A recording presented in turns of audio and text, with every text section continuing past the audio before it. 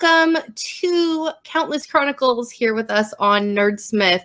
We are so excited to have you guys come in and listen to what has been going on in Countless Heroes thus far. Our first episode, we brought you from episode 1 to episode 5. And this week, we're going to bring you from episode 6 to episode 15. Yep. I am Tessa. I play Pesk. I am at Sulky Dreams on Twitter. Heather is directly to my right. And then we also have two of the players with us tonight. Go ahead and introduce yourselves. Heather, you start, and then we'll work our way around. Sounds good. All right. So I'm Heather. Obviously, I've got the nice little nameplate. But I play Soxy, the chitin paladin on the show. And my handle on Twitter is at amethyst_magic. I'm Chelsea. I play Mari, who is the lovely druid that likes to grow sunflowers, and my Twitter is at dangitbarb. So, hi there. I'm Gabby, and I play Saldana, the high elf cleric. My Twitter, you can find me at BlabbyGabby. It has a very weird spelling, BLABBEY_GABBEY. I always have to tell people that because my name has a very weird spelling. That's right. Weird spellings are no problem. Yep. Okay, so like Tessa said, this week we're going to be recapping a whole lot of episodes. The first time we did Countless Chronicles, we'd only been live streaming for about a week, so we only had 5 episodes worth of content to get through. Tonight we have 10 episodes to get through. So you're going to have to bear with us. We might be going a little quicker than we did the first time if you watched the first episode. Also, if you prefer to read a recap rather than watching this video, which is probably going to be roughly an hour and a half if you don't catch us live on YouTube, then what you can do is go to the website, nerdsmith.org, and go to the Countless Heroes content page. There's a adventure log where each episode is recapped in roughly a page's worth of text, give or take a little bit. So you can read through those to catch up, especially if you missed just a single episode. In addition to our recaps towards the end of the night, we will be taking your questions. So if you have any questions about things that may have happened, any character-specific questions for any of the 4 of us, questions for Mari, Saldana, Soxy, or Pesk, we're happy to answer them. Also, we do have a couple of people on standby, either listening in or available via chat. So if you have a specific question and you don't mind us taking a little bit of time, we might be able to get that question to them as well. So please feel free, ask your questions in chat. We will do our best to answer them when it comes down for Q&A. If we notice it, we'll jot it down really quickly. But for the most part, we're going to go through a recap, starting with session 6, which was the 14th of Kasdan in the year 1199. Okay. So to start us off, it was started in Cinderhaven like usual, since everything's based out of Cinderhaven. And what the group discovered is that on the 12th of Kasdan, so that would have been the Sunday before this session, the Lockridge estate, which for anyone who doesn't remember, Lockridge was the one who had wanted the mirror ring from Pinbowl the previous week. So the Lockridge estate had been turned entirely into a solid bone structure, and no one knew exactly what had happened, but because of that, the resistance had decided to lay low for a couple of days, just in case, because even though they didn't do it, they didn't want to get blamed for it. Now, the group also realized that the 12th of Kasdan would have been when the hourglass business card that they got from Tyrell would have run out. The sand in the hourglass would have finished on the 12th, given the way it had been depleting. So from there, of course, the group was paying very close attention to what had happened. And they ended up running around town, getting some jobs because they realized they're going to need some money to keep living in town. And ultimately ended up at the Beer Forge again. By this point, the group has decided that everyone's going to have a standing lunch date every day at the Beer Forge, meet for lunch, and whoever can make it just shows up. So we had Soxy, Owen, Rosie, Mari, I have to go back to my list, Pesk, and Finku all showed up that day. And I believe you got a job that day. What job did Oh. you get? Yeah, what was that? There? What Didn't- job was that, Yeah, Heather? Soxy. What do you do, Soxy? So Soxy found a job as a sign spinner because she stands out. So the lady at a really fancy spa in the Pearl District decided that she would be good for that. She's very tall, she's very bright and colorful, and so her Only stands out a standing little there bit. holding a big sign and spinning it around Just a bit. Not Yeah, too much. It's fine. going to be noticeable. Yeah. Okay. It's a thanks, very important guys. detail. We couldn't leave it out. Uh-huh. Uh-huh. Oh, of Exactly. course not. It's character development, you know? Mm-hmm. Okay, fair enough. Now I have to find my place again. Okay. And speaking of random character developments, anyone who's been following along has heard us talking about egg tubes, which are a thing in this world. And Owen specifically made... I know, right? Yeah. Seriously, they're God's mistake. Owen specifically made the comment that egg tubes aren't bland, they're a mistake, Yes. which most of the I group agree. agrees with. So Pesk while we has no were- problems eating egg tubes. Pesk will Yeah. eat Of course she anything. doesn't. It's best. Soxy doesn't either. Heather thinks the egg tubes sound a little blech, but Soxy has no problem with them. Yeah, no, I'm not down. Tessa, No. egg tubes are right the frick out. No, thank you. No. Yeah, it doesn't sound appealing at all. The episode should have just been named Egg Tubes. No, Hmm. no, it shouldn't have. No, I disagree no, no. wholeheartedly. Mm. So let's see, where'd we go? I'm looking through the notes. So at the bar, Rosie decided to help Mari sell some of her sunflowers because she'd been having trouble. And Finku, while one of the buyers was distracted, stole some money out of that person's purse. This is important because it, oh, hi, Kat, led to later developments in the episode. Mhm. Ivy saw him stealing the gold and had her bartenders clear the table for the group. At the same time, they took Finku's little fidget ball. It's a little ball with gears and metal bits, and he's constantly fidgeting with it and tinkering with it. And it's sort of his coping mechanism for situations he's uncomfortable in. And for obvious reasons, Finku was very upset that the ball had been taken. So he tried to have Rosie help him steal it back. Instead, Rosie, being the very sweet little goblin that she is, took the money from Finku and took it over to the guy and basically managed to smooth the situation over and get Finku's ball back. Ivy, after all of this, offered the group a job. Apparently, she had been sort of stiffed on a deal she had made with another merchant who was supposed to supply her with something. They had shaken hands on it and she had paid him, and then he completely reneged on the deal. And since they just had a handshake, there was nothing the city could really do to kind of reinforce it and get her the stuff she had paid for. She agrees to pay us 18% of her projected profits, and also she's going to split that between coin and food at the Beer Forge. So for a while at least, we don't have to worry about paying for our food. The man is a dragonborn named Jinroth Markrin, and he runs a ship called the Grindal. We went there to look for a crate that would be marked Zozo. We didn't know exactly what it was, but it was marked Zozo, and she told us it would be roughly on the 3rd level of the ship. We got there.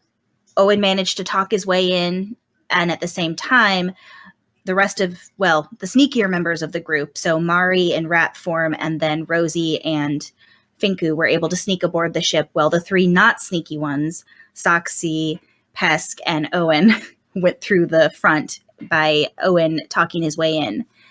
And he also was able to, through this talking his way in, end up with some sort of item that the half-orc bosun was supposed to hand off to someone named Juice.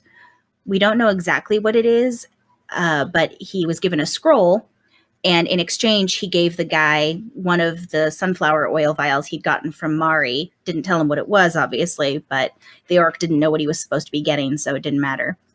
And later, that orc went missing. There is a Pesk actually did walk across and see a sign looking for information on his murder, which unfortunately she hasn't mentioned to anyone because they've been a little bit busy. Yeah. Oh, yeah. Yeah, we've had other things happening, so that hasn't been at the top of the priority list, although it is going to be interesting once we finally all figure it out. Long story short, just to cut to the key points, we got the Zozo juice using some magic and some trickery. And then from there, we were able to sneak it onto the dock. We got caught, but Owen was able to bribe the dock master with one of the crates, because there was a big crate and then a bunch of little crates. So we were able to bribe the dock master with one of the small crates of Zozo juice, and we got away. Poof. Which brings us to the 15th of Kasdan, the next day. At the Greasers Guild, Tira, one of the leaders of the rebellion, gives Finku a mechanism that looks like it's designed to raise a portcullis and tells him to fix it so it's working until she needs it to not work anymore. But she also warns him that people will be looking in on it and checking its progress, so it needs to make sure that there's no hints of any tampering. And she also asks if he can make it have a remote trigger. So he's spending some time doing that. At the abandoned temple district, Pest goes to check on Tyrell, but notices that he hasn't been there and that the boots we thought were his were just a pair of boots. Back at the Beer Forge for our standing lunch date. Now that Ivy has the Zozo juice, we decide to give it a try, which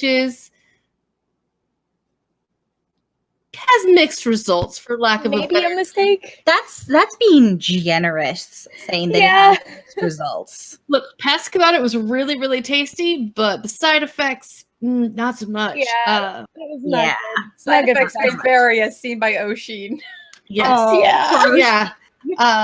A couple of us couldn't taste for a couple days afterwards and also suffered some levels of exhaustion. Yeah. Also, our stomachs were a little rumbly, so not the best. Although we found out that Afra at the Lightsmiths Guild likes to use it in something, but not for drinking. While we're there, we noticed the Steros, the city tax collector, come in to take 30% of Ivy's monthly profit. And through talking, we learned it used to be 5% of the monthly profit, and things have just gone up from there. Since we don't feel super great and aren't feeling like getting into a lot of mischief for the day, we decided to take it a little bit easy and go check out the boat lift, which is this beautiful, constructed, huge structure in the city that is designed to lift huge galleons from the sea level up to the lake level of the city. It is a monument in the city and supposedly a monument to progress. So we decided to go check it out and relax and take it easy. So we head over there, and as we're watching it make a rotation, we notice a gnome come out of one of the maintenance hatches carrying a piece of white rock and looking a little concerned. And it looks like there's some sort of rot or erosion affecting it, which makes Syl a little bit nervous. So the group goes to the Lightsmiths Guild to talk to Afra, since she was one of the people who had a huge hand in building it, which doesn't go very well. Pesk, being Pesk and not the best with tact, immediately asks if Afra, who is showing concern, is worried about the boat lift, causing Afra to be concerned that maybe the party had done something to tamper with it. But through a bit of trial and error in communication, we discovered that the inside of the boat, much to Syl's dismay, is made of air shale, about 12 to 1,300 pounds of it. And there were patches of the lift, patches of air shale that were groups of air shale that were set aside to patch the lift. But also, somewhere in that time, 250 pounds of air shale has gone missing. And Syl, being made of air shale, is a little saddened because in Syl's mind, that's at least one more Goa that could have been made. Yeah, minimum. Afra, feeling terrible about this, having spoken to Syl and realizing that Syl is made of this material, gives her a small vial containing a sliver of raw air shale. And the group decide to do more research over at Pimble's house, thinking that Pimble, being a wizard who loves his library, might know something. But he doesn't know anything off the top of his head, but instead gives the group access to his library, which he has now allowed the Resistance to have access to. The library can be accessed through any prime-numbered sewer grate in the city with the words Libris Ostium. And you jump on in, and immediately you are transported down this little slide. I think Pinball has a thing with slides. Apparently. Into a the little. library.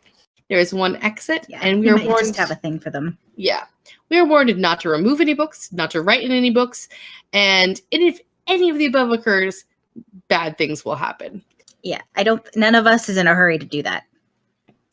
Which ends session 7, which seems like not a lot happened, but when you think about it, a lot happened. A lot happened, yeah. Yeah. Build up. Session 8. Oh, this is a fun one for Okay. Saldana. Yeah, Gabby. Well, then why'd you go for it, Saldana? Session 8. Oh boy. Don't worry, So- we're here to help you if anything slips your mind.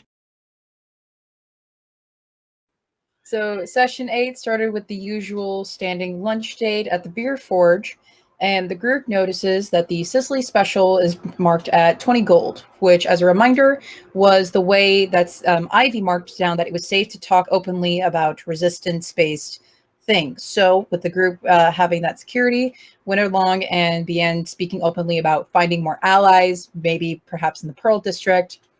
And when they mentioned the Sub-Rosarium, a fellow named Zyler approached, asking if they could give him contact or an introduction, at least, with the Sub-Rosarium. As the party talks with him, Pest goes over to Ivy and finds out that the price for the Sicily special was an illusion. It was supposed to be marked as 10 gold.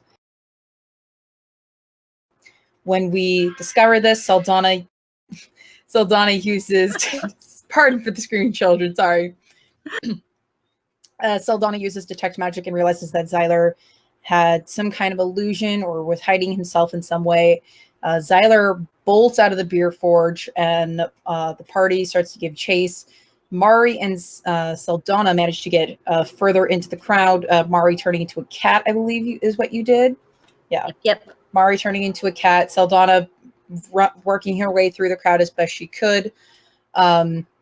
And Zyler seemed to have been changing his form a couple of times, is what we noticed. I think the only way we were able to really tell it was him was with the brown hair and white streak was the big tell for us. Seeing as the crowd was getting a little too busy, Pesk decided to draw out her holy symbol and cast, what was it, Gust of Wind? Yeah. Gust of Wind to create an open pathway, which worked, but also caught the attention of a Nocturne. Not good. Yeah. Owen... I feel like every time someone says Nocturne, we need to have like the Imperial March going off in the background. Oh, not the Kill Bill siren. Yeah, that's what I imagine too sometimes. They may as well be stormtroopers. They're serving a Dark Lord. Seriously. Yeah, it works. They may as well. I mean, we are the rebellion. Come on, guys. Yeah. Yeah, I mean, fair enough. Yeah. fair. Yeah. Nathan, Owen, and Prime Heart managed to blend into the crowd, while Pesk tried to escape from the Nocturne. While that was going on, Saldana and Mari are continuously to give chase, while Pesk and the others... We pretty much split the party, which is always the best idea. Yeah, it ended great. Of course. It ended really great. At one point, Saldana calling after Zyler, trying to get Zyler to return to them. Only Mari and Saldana noticed a glint of a dagger that then stabbed Saldana in the side, causing a near instant death for Saldana. It was a very nasty wound for Saldana that would have instantly killed her had Mari not been there. Yes, seriously. Mari's healing coming in clutch. Right?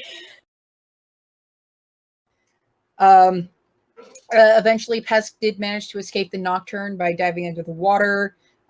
While in the process, the Nocturne did destroy an entire building, just a little trying bit. to get that to fall on top of her. A little overkill. You know, He's doing Well- his job. He's doing his best. He's That doing his 15 best.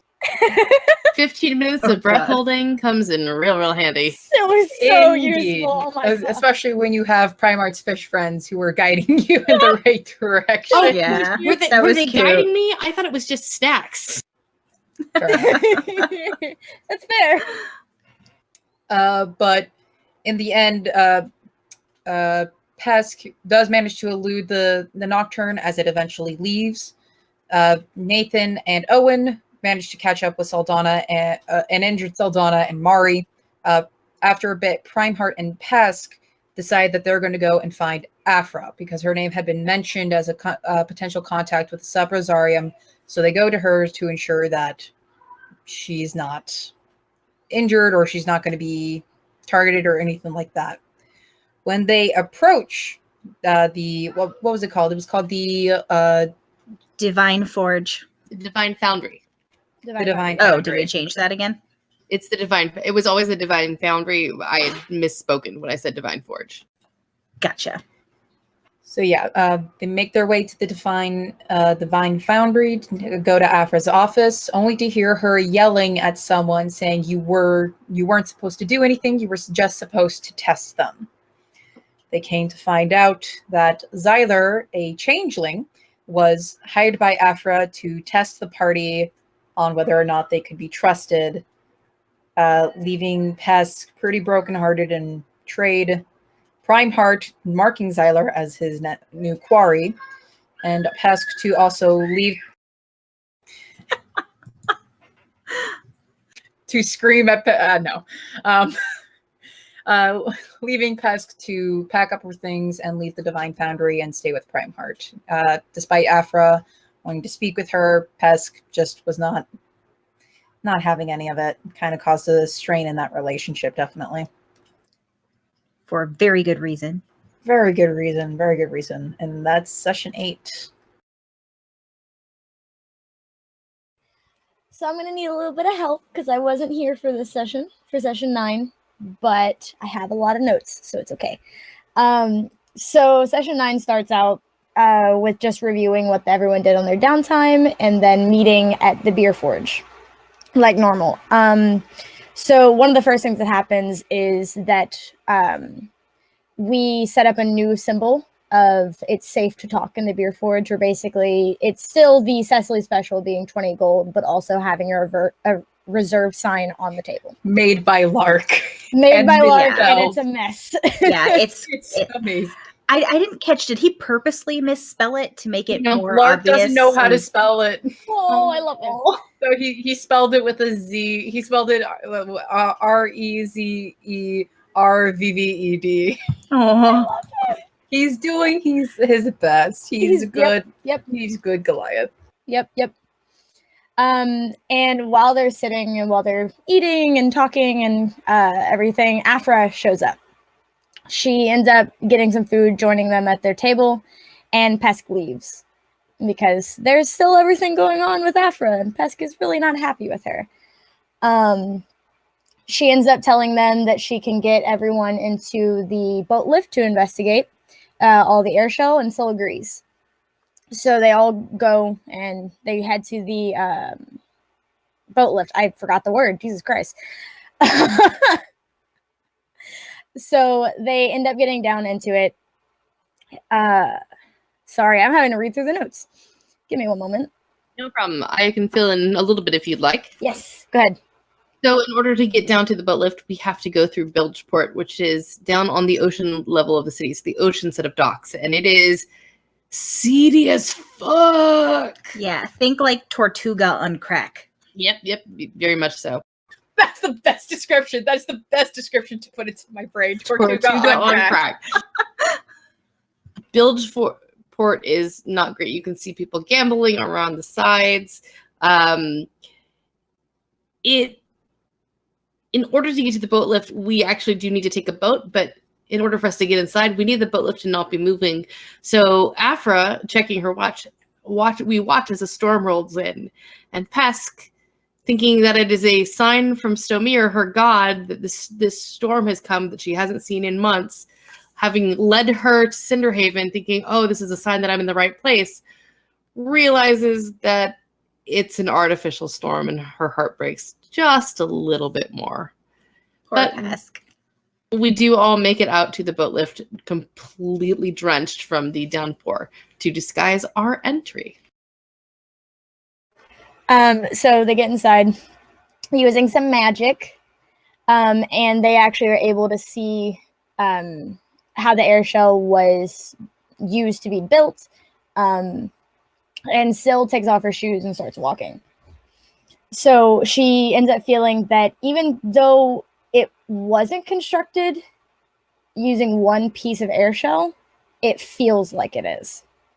So they end up finding out that the air shell is starting to flake by itself, and it looks like plywood rotting. A lot of it is breaking off as it moves, but it's very easy to break in half. It's very brittle. There's no magic or anything. It's naturally doing it. Syl does remove her shoes, though, to feel the air shell beneath her feet. Yep. Sorry, I have to read through the notes again, guys. I'm sorry. That's okay. Do you want me to go ahead and take this one, and you can grab the next If one? you want to. If you Sure. want to, yeah. Sure. So as they're going through the boat lift, and Syl is taking off her shoes to feel the air shell beneath her feet, you realize it smells really musty and moldy in there, and we can see as Afra looks at just these huge pieces just starting to flake off.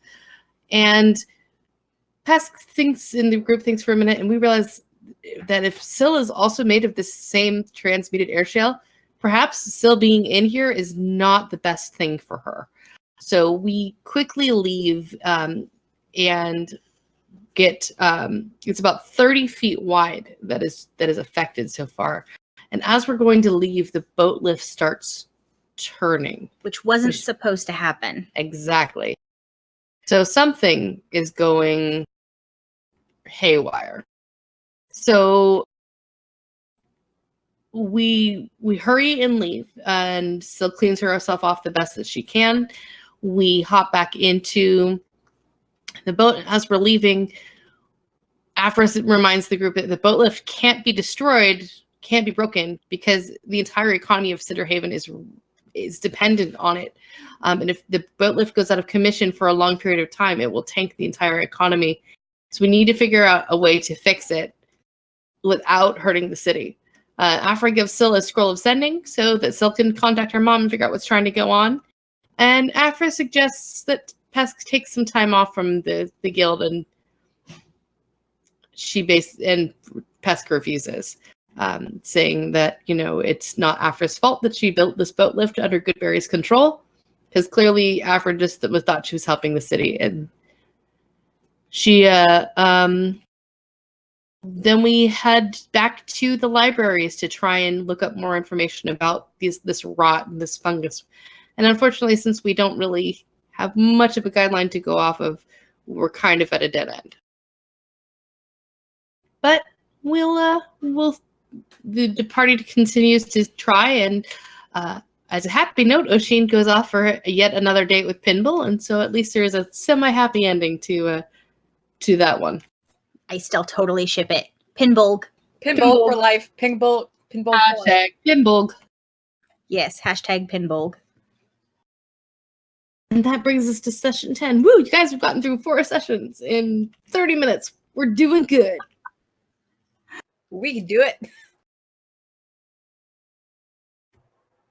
So who's taking this one?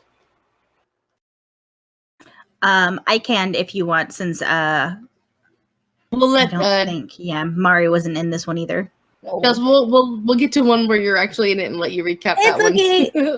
I have school No on Saturdays, so it's really difficult for me. No worries. No worries. Okay, so session 10, Kasdan 18th, 1199. So GB, Syl, Seldana, Pip, and Lark met up. They had gotten together at the Pearl District this time instead of the Beer Forge, because Syl specifically asked them to. She wanted to meet there. They wanted to meet. They went to visit Saldana to. That's right. Yeah, That's what it was. so that way Syl could use a scroll of sending. Maybe this is a good one for Yes. Saldana to recap. Yeah, let's go with that. Yeah, Oh, I- wait, it's that one. Yes, it's This you. is a Have good fun. one for Saldana. Also, this was a session that we had our wonderful Pip actually join us. Yes, This is Yay, true. Pip. finally we're able to get Pip. Mm-hmm. Worth the wait. Worth the wait. Pip is Pip. Absolutely. Pip is Pip. Pip is Pip. Pip is Pip is me best. on stream. Pip is best Pip. So for this one, GB and Sil we're going to go to meet Saldana at her place, one to check up, make sure she was okay, and also for Sil to request Saldana to use a scroll of sending to contact her mother to find out more about the airshell situation or ask for advice on the airshell situation.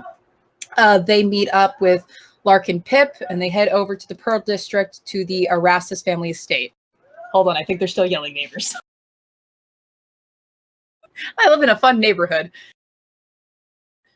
They manage to go to the Pearl District where they go to the Erastus family home and meet Stokes, the Erastus bugbear butler, which I did not expect until that day for point of reference.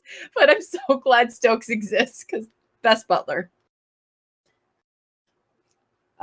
They wait for Saldana in the chapel of the estate, and Saldana goes to meet up with them. Saldana asks them to keep on the down low about her using magic. Her family seeing heavily implying that her family is not aware of what she is capable of doing. So that's awkward. But they go up to Saldana's rooms. That way Saldana could attempt to use the scroll.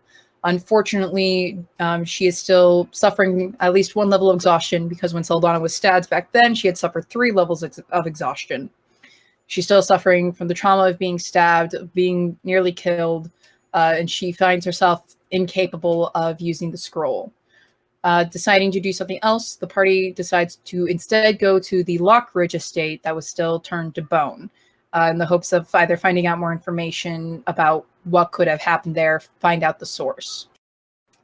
On the way out, the party bumped into Jastra, Erastus, Saldana's mother.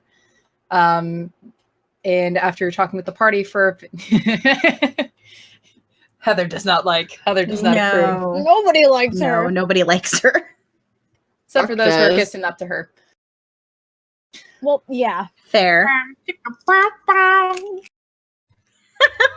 Not yet. We're not at that part yet. You said kissing up. I just took the opportunity. You're not wrong. Noted, that's Lark. Okay. And Jastra invites the group to a party that the Erastus were going to have later that Saldana was not aware of until that moment. And as well as a bunch of boys that were going to be in attendance of said party. The party finally leaves, Saldana not wanting to continue on with the topic of conversation, and they reach the Lockridge estate. They manage to break their way in, because that's literally the only way they are able to do so, because Pip used his head, literally. Literally. I would have it no other way. Yeah, no, it was perfect. It was perfect. And Saldana, using Detect Magic, managed to sense that there was some kind of aura somewhere underneath the Lockridge estate. They managed to break their way through a couple of doors, because again, only way that they can get through the bone. And they get to the basement in the servants' quarters. There they see a large crack in the ground. I think it was 1 foot by 2 foot, as it was described, with this mysterious dark ooze or liquid of some kind of necrotic magic that Saldana was pick up. Saldana, using a candle that GV had given her, went to dip the candle inside to see what would have happened. The result was that it and the first knuckle of Saldana's right ring finger turned to bone. Yep. Yeah, it was not Saldana's week. Not good. Not good. The party, trying to figure out what to do, decide to try and go to Pinball, seeing as he, being the wizard that he is, to figure out how to reverse the situation. And they bump into Tyrell, who literally morphed or teleported his way through the bone, like he was actually coming out of it. He was not pleased to see the party there. And after talking with them for a bit, making it clear that he would not be as tolerant of them if they tried to interfere with him again. When he noticed what happened to Saldana, he reluctantly, from what I read, used some form of greater restoration. It was obviously not a way that he could use it himself. It seems like he was doing a very interesting ritual version of the spell and using some sort of fine powder in order to help him with the spell.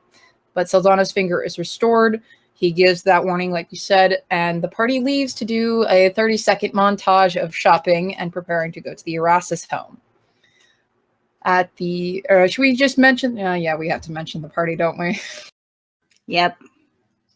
Very It's important. rather pivotal. Your Saldana's Sausage Fest is very important. Oof. Oh, Not freeze it like that, please. It's not good. Not good. Can we not freeze it? Not good. But it's true. Yeah. It's true. Deny it. Dude, don't Considering out of the 100 party members there, 20 of them were young 17 to 25-year-old bachelors of the Pearl District to meet and greet with Saldana. After some elbow rubbing and much discomfort on Saldana's end, at one point Pest gets Lark to distract Jastra. I'm already cringing and shaking my head just mentioning this part. Lark, I was so on your well-being. I'm aware, and look how that turned out. he was trying to be helpful. Yeah. Lark successfully distracts Jastra with his persistence on dancing with her twice. And later that evening, Stokes informs Lark that Lady Jastra wishes to speak with him, which in turn leads to Jastra and Lark. I don't like. It's like I know she's not my actual mother. She's just my tabletop mother. But it's still uncomfortable to mention. So if someone not me would like to, It's word my it proper- husband's character. I know, For but sure. it's with him. But why? I don't know. Honestly, actually know what happened because Mike has to write that downtime, which I believe is written. We but know it's just not. what happened. yeah, I think the downtime's written. It just hasn't been posted. We know what happened. I want to read. I cannot wait for it to be posted because I cannot wait to read it. There's a part of gonna me be that hilarious. wants to know. There's a part of me. Either way, to this day, Saldana still doesn't know what happened. Nope. Only Gabby has a very strong idea, and it's much discomfort. Something else to mention that is of note for later is that Tybalt did come to the party very late, rude, along with an ebony skin high elf who's at the time we didn't get the name of, but she does become of note later, which is why I'm mentioning her now. Mm-hmm. Yep. And I that can was actually take the next session because I was there for that one. Awesome. Yay! So, it was a session 11, I think. Yeah. Yep. Yep, Kasdan 21. So it was Saldana, Soxy, Owen, Osin, Rosie, and Mari. So we end up over the weekend, everyone kind of panicked and hid for a little bit or went away for a little bit. But we all rejoined at the Beer Forge again because we found out that it was fine. It wasn't anyone like the king knows about the resistance. It's just Afro, which is still kind of panic-inducing, but it's fine. So we get to the Beer Forge and we find Ivy whisper yelling, not really, actually arguing very loudly with her, with one of the people that works there. And I believe it's only Saldana who can understand what they're fighting about. Out of that whole group, she was the only one Yep. who could speak Dwarvish. Yep. It was not good.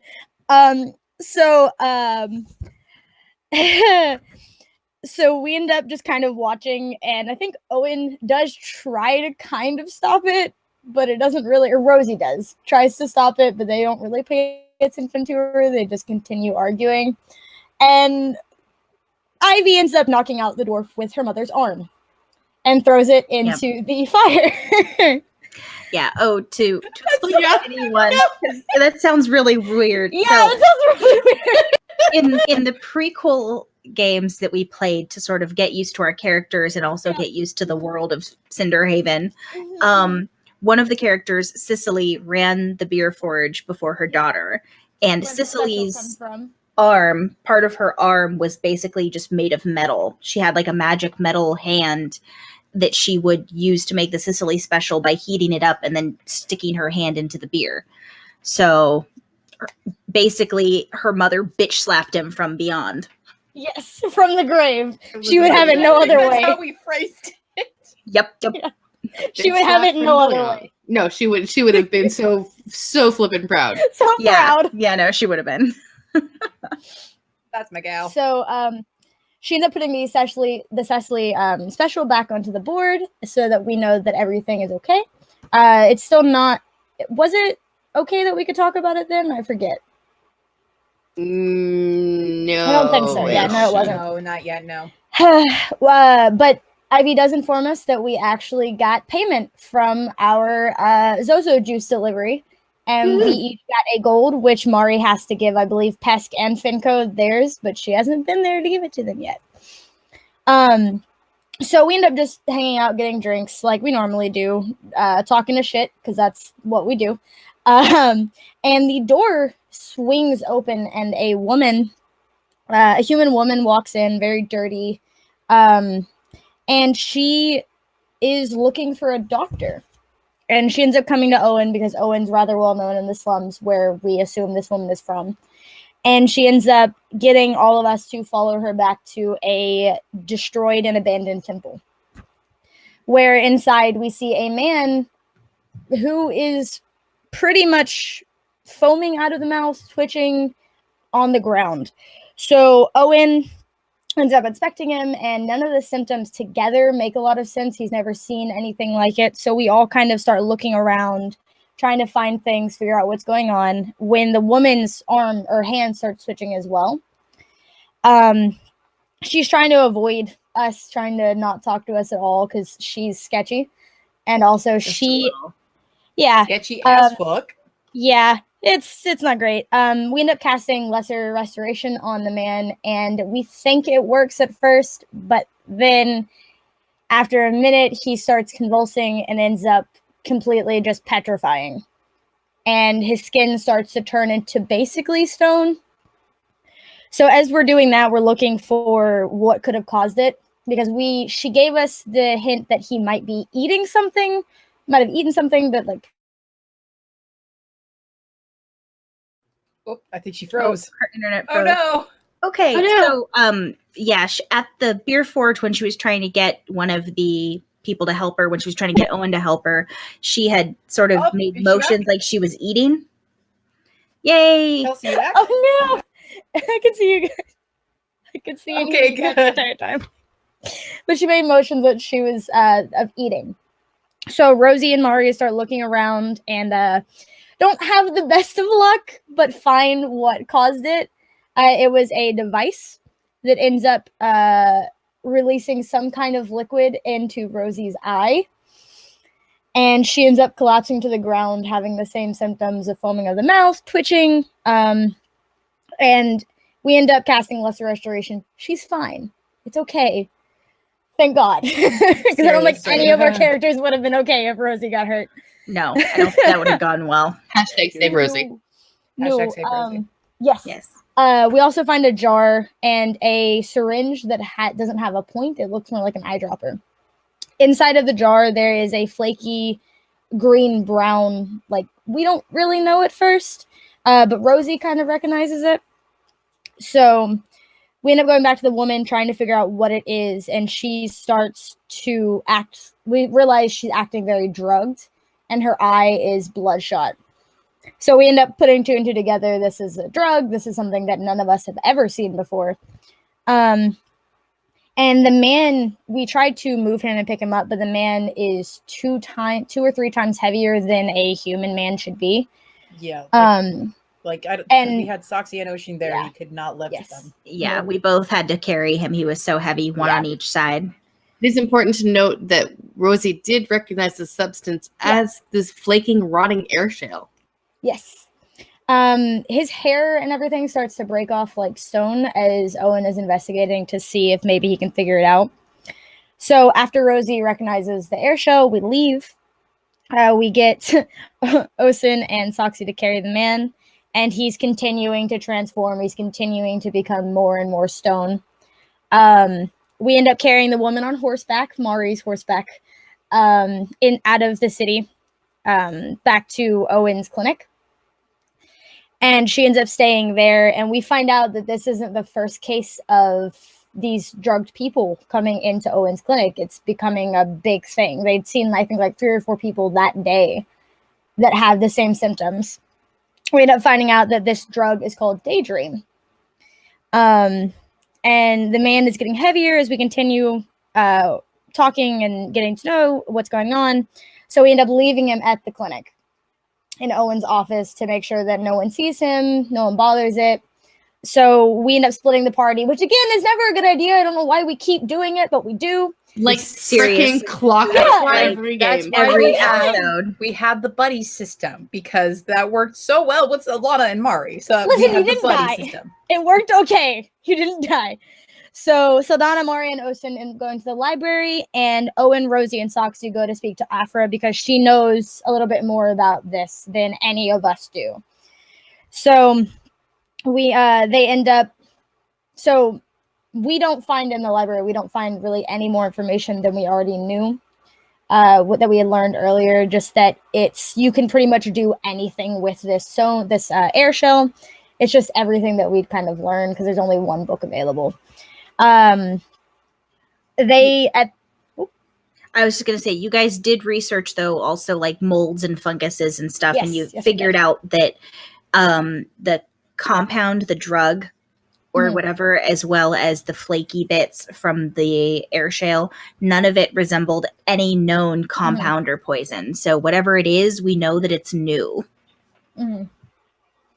So they end up going to talk to Afra, the other group, and she doesn't know anything about the drug either. It's a very new thing to everyone in the city. And we started thinking that maybe the crew could be selling, like the crew of the boat lift could be selling part of like the decaying air shell to be like the start of it, but none of us are really sure. But she is going to Afra is going to come to Owen's clinic later to see the man, to see what's going on, see if she recognizes it. So we end up going, hold on. Sorry, we end up going to see Pinball again, like we normally do, because I swear every session we go see Pinball. We all love him. try It to, seems yeah. happen quite Or often. try to. Yeah. So we end up getting Pinball to come back to Owen's clinic to see the man because he's very interested once we tell him. And again, he doesn't know. He knows pretty much all that we know after we tell him about the drug. Hold on. I'm having to read through and get through some of the not the most important things. Yeah. Oh, and the drug is called Daydream on the street because it gives you Yes. almost like a lucid dream, waking dream type of effect. So Pinball ends up investigating the guy as well, and he says that it might be Airshell that he's turned into, but we're not really sure. But he goes and starts to research on his own. So he is not happy with Owen either. No, with his No, refusal no. to use healing magic. And also have noticed that we did give Pinball was given one vial great. of the Yeah. Daydream that we had collected Yes. from earlier. Yes. Yeah, and to be clear, technically Owen didn't outright say, I don't want to use healing magic. Healing magic, Yes. yeah. But he kind of implied it and Well, basically was evasive about why he wasn't using it in the hospital. One of the reasons he gave, though, was that he didn't want there to be a bunch of clerics down here using magic, and then all of a sudden nocturnes show up. He didn't want to gain the attention, because if people started hearing that, oh, there's magic down here, it can gain the attention of everything, and it would fall apart. Which is a valid concern. Very Yeah. valid. Yeah, just a little. So the woman that we brought back with us to Owen's clinic as well ends up starting to come down from her high on this drug.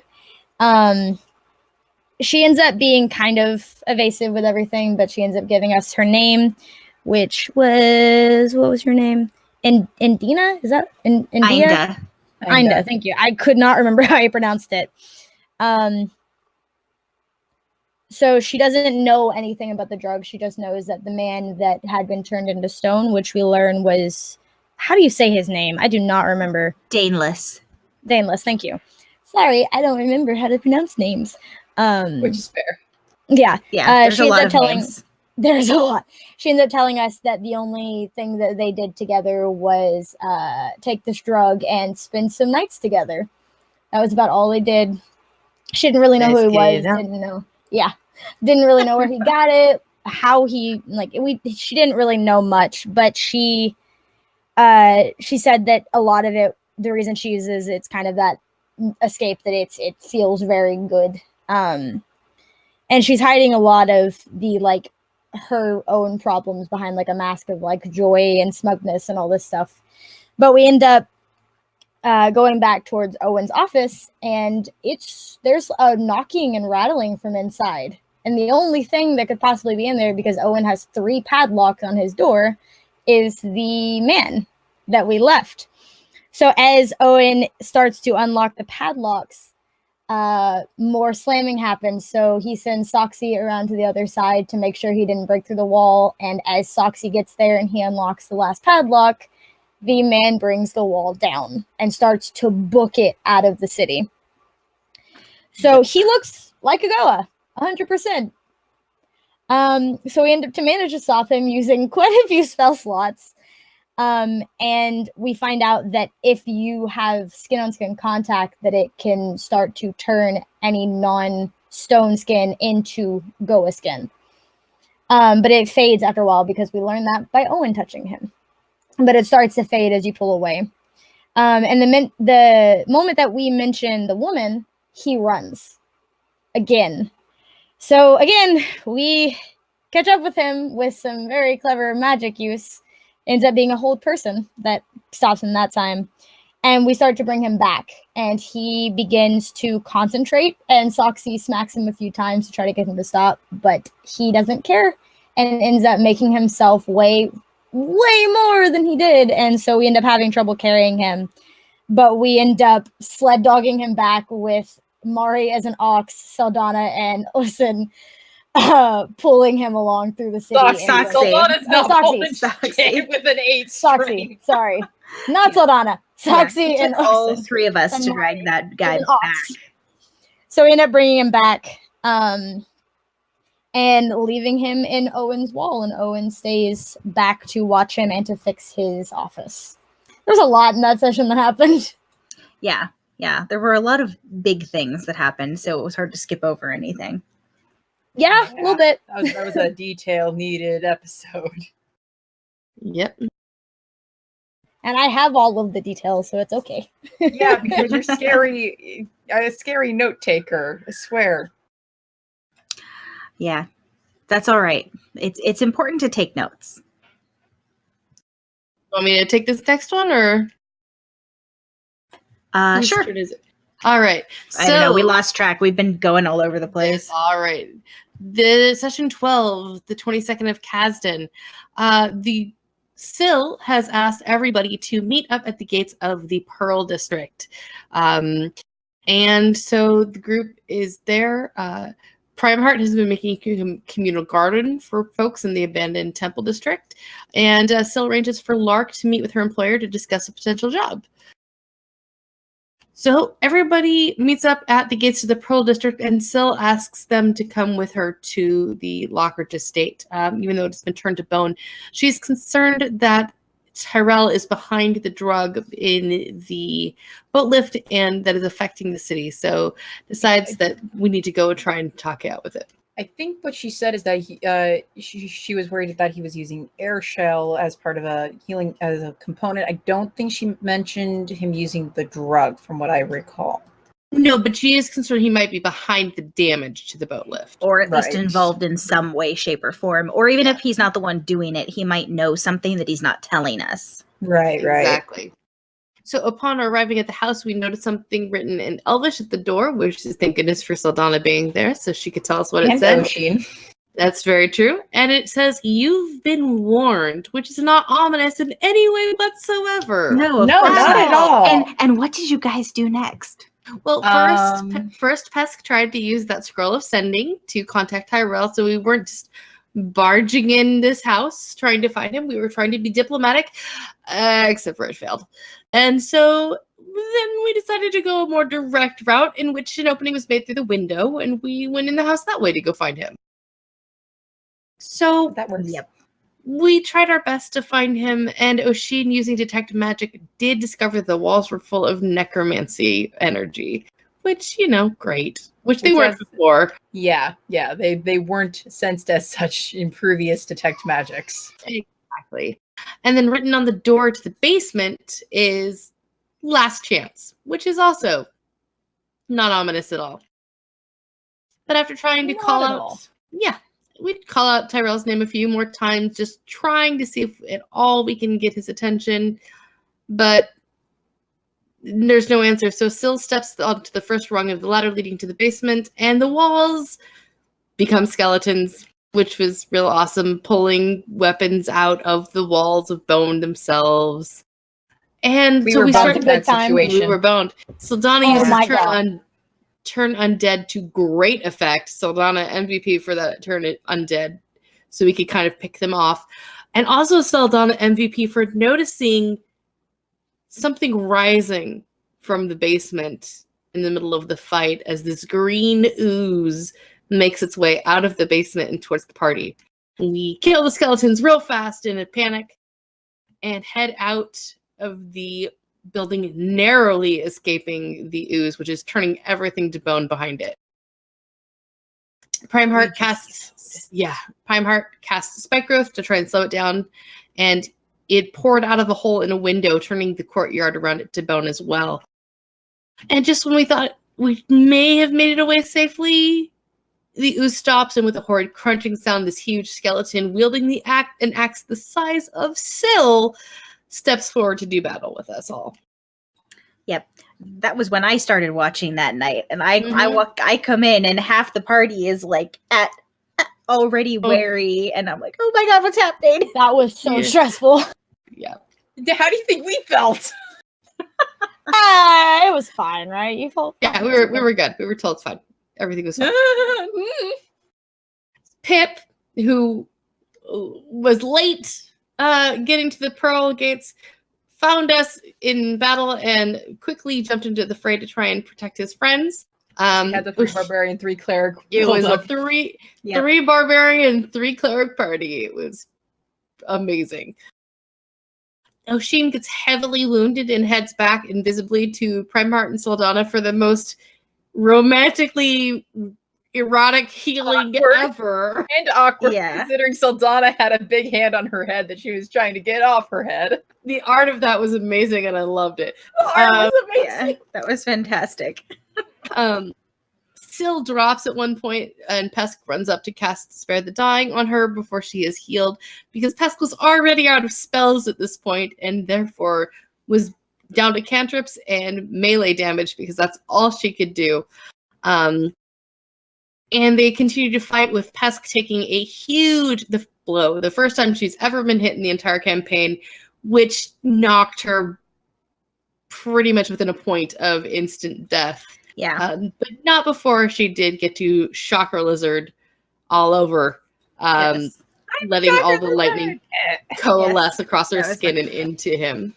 Yeah. But she am a looks... Shocker Lizard! I was really excited to finally get to say that. So, pro tip: be careful what you whisper, because I've been waiting to be hit this entire campaign. Didn't mean that hard. That was a little too hard. Yeah. Thanks. Yeah. It's all We in have nothing, 3 you know. clerics now that has been hit that badly. That's hope not doesn't good, affect the guys. third. Let's It hope it was doesn't do real the bad. third. It's not good, you guys. It With doesn't bode well. Yeah. With everything looking really bad, Syl pulls Pesk to safety, and as the creature moves forward to charge its yet again, an arrow flies in from the west, and there's this huge vortex as it strikes, and the creature is sent howling back into it, and then explodes in bits of bone dust as we see a cloaked figure disappear from view by Pimble's tower. We all rush over, and written on the tower is, "Next time, listen." Yes, which is good advice. Yep. I mean, it is, but the guy's But It still will won't we- happen. I know it won't happen. He can say it all he wants. It's not Yeah. going to happen. We're not gonna listen. It is good I'm not great at advice. It is good advice, but you can't fault someone for having a hunch and following up on it. So, no harm, no foul, mostly. Pascal almost We all died would like to disagree. strongly because you guys almost died. Yeah, I would say More there was a than one lot of of you. harm and a lot of foul. Quite a bit. I would mainly, players and characters sometimes make mistakes, and that's part of the game, and that's okay. My favorite part of the entire session was the very end and going into Pinball's tower with Mo, and Mo, seeing that we were in danger, asking if we needed weapons, opening up the broom closet, having all of the weapons fall on top of him, I love him. and then when we're asking, "Are you okay?" going, "No, it happens all the time because this is where I keep the broom," and goes to the back of the closet to get Yeah. the broom. Yeah. I love him. It was the best moment. Mo. I love him He's so wonderful. much. He makes me so happy. We needed that after that session. Yeah, really though. Pesky's He's got wonderful. lovely new scars. She looks kind of badass. She looks so cool. Yeah, that's true. Alright, Still that leads us makes to us nervous. session 13. 2 more to go, Woo! guys. Almost there, and then okay. we'll take questions. Session 13. So this one starred Rosie, Pesk, Owen, Primeheart, Nathan, and Pip. It started off with the usual sort of what did you do in your downtime situation. The biggest things were that Pip was trying to figure out a way to hide weapons. Owen had reported to everyone that there was no major change in our new Goa statue friend. And Pesk had the new scarring that Tessa just mentioned. So this one started off a little different. Everyone met up at the Beer Forge for the usual luncheon date and discovered that it was absolutely packed full of people.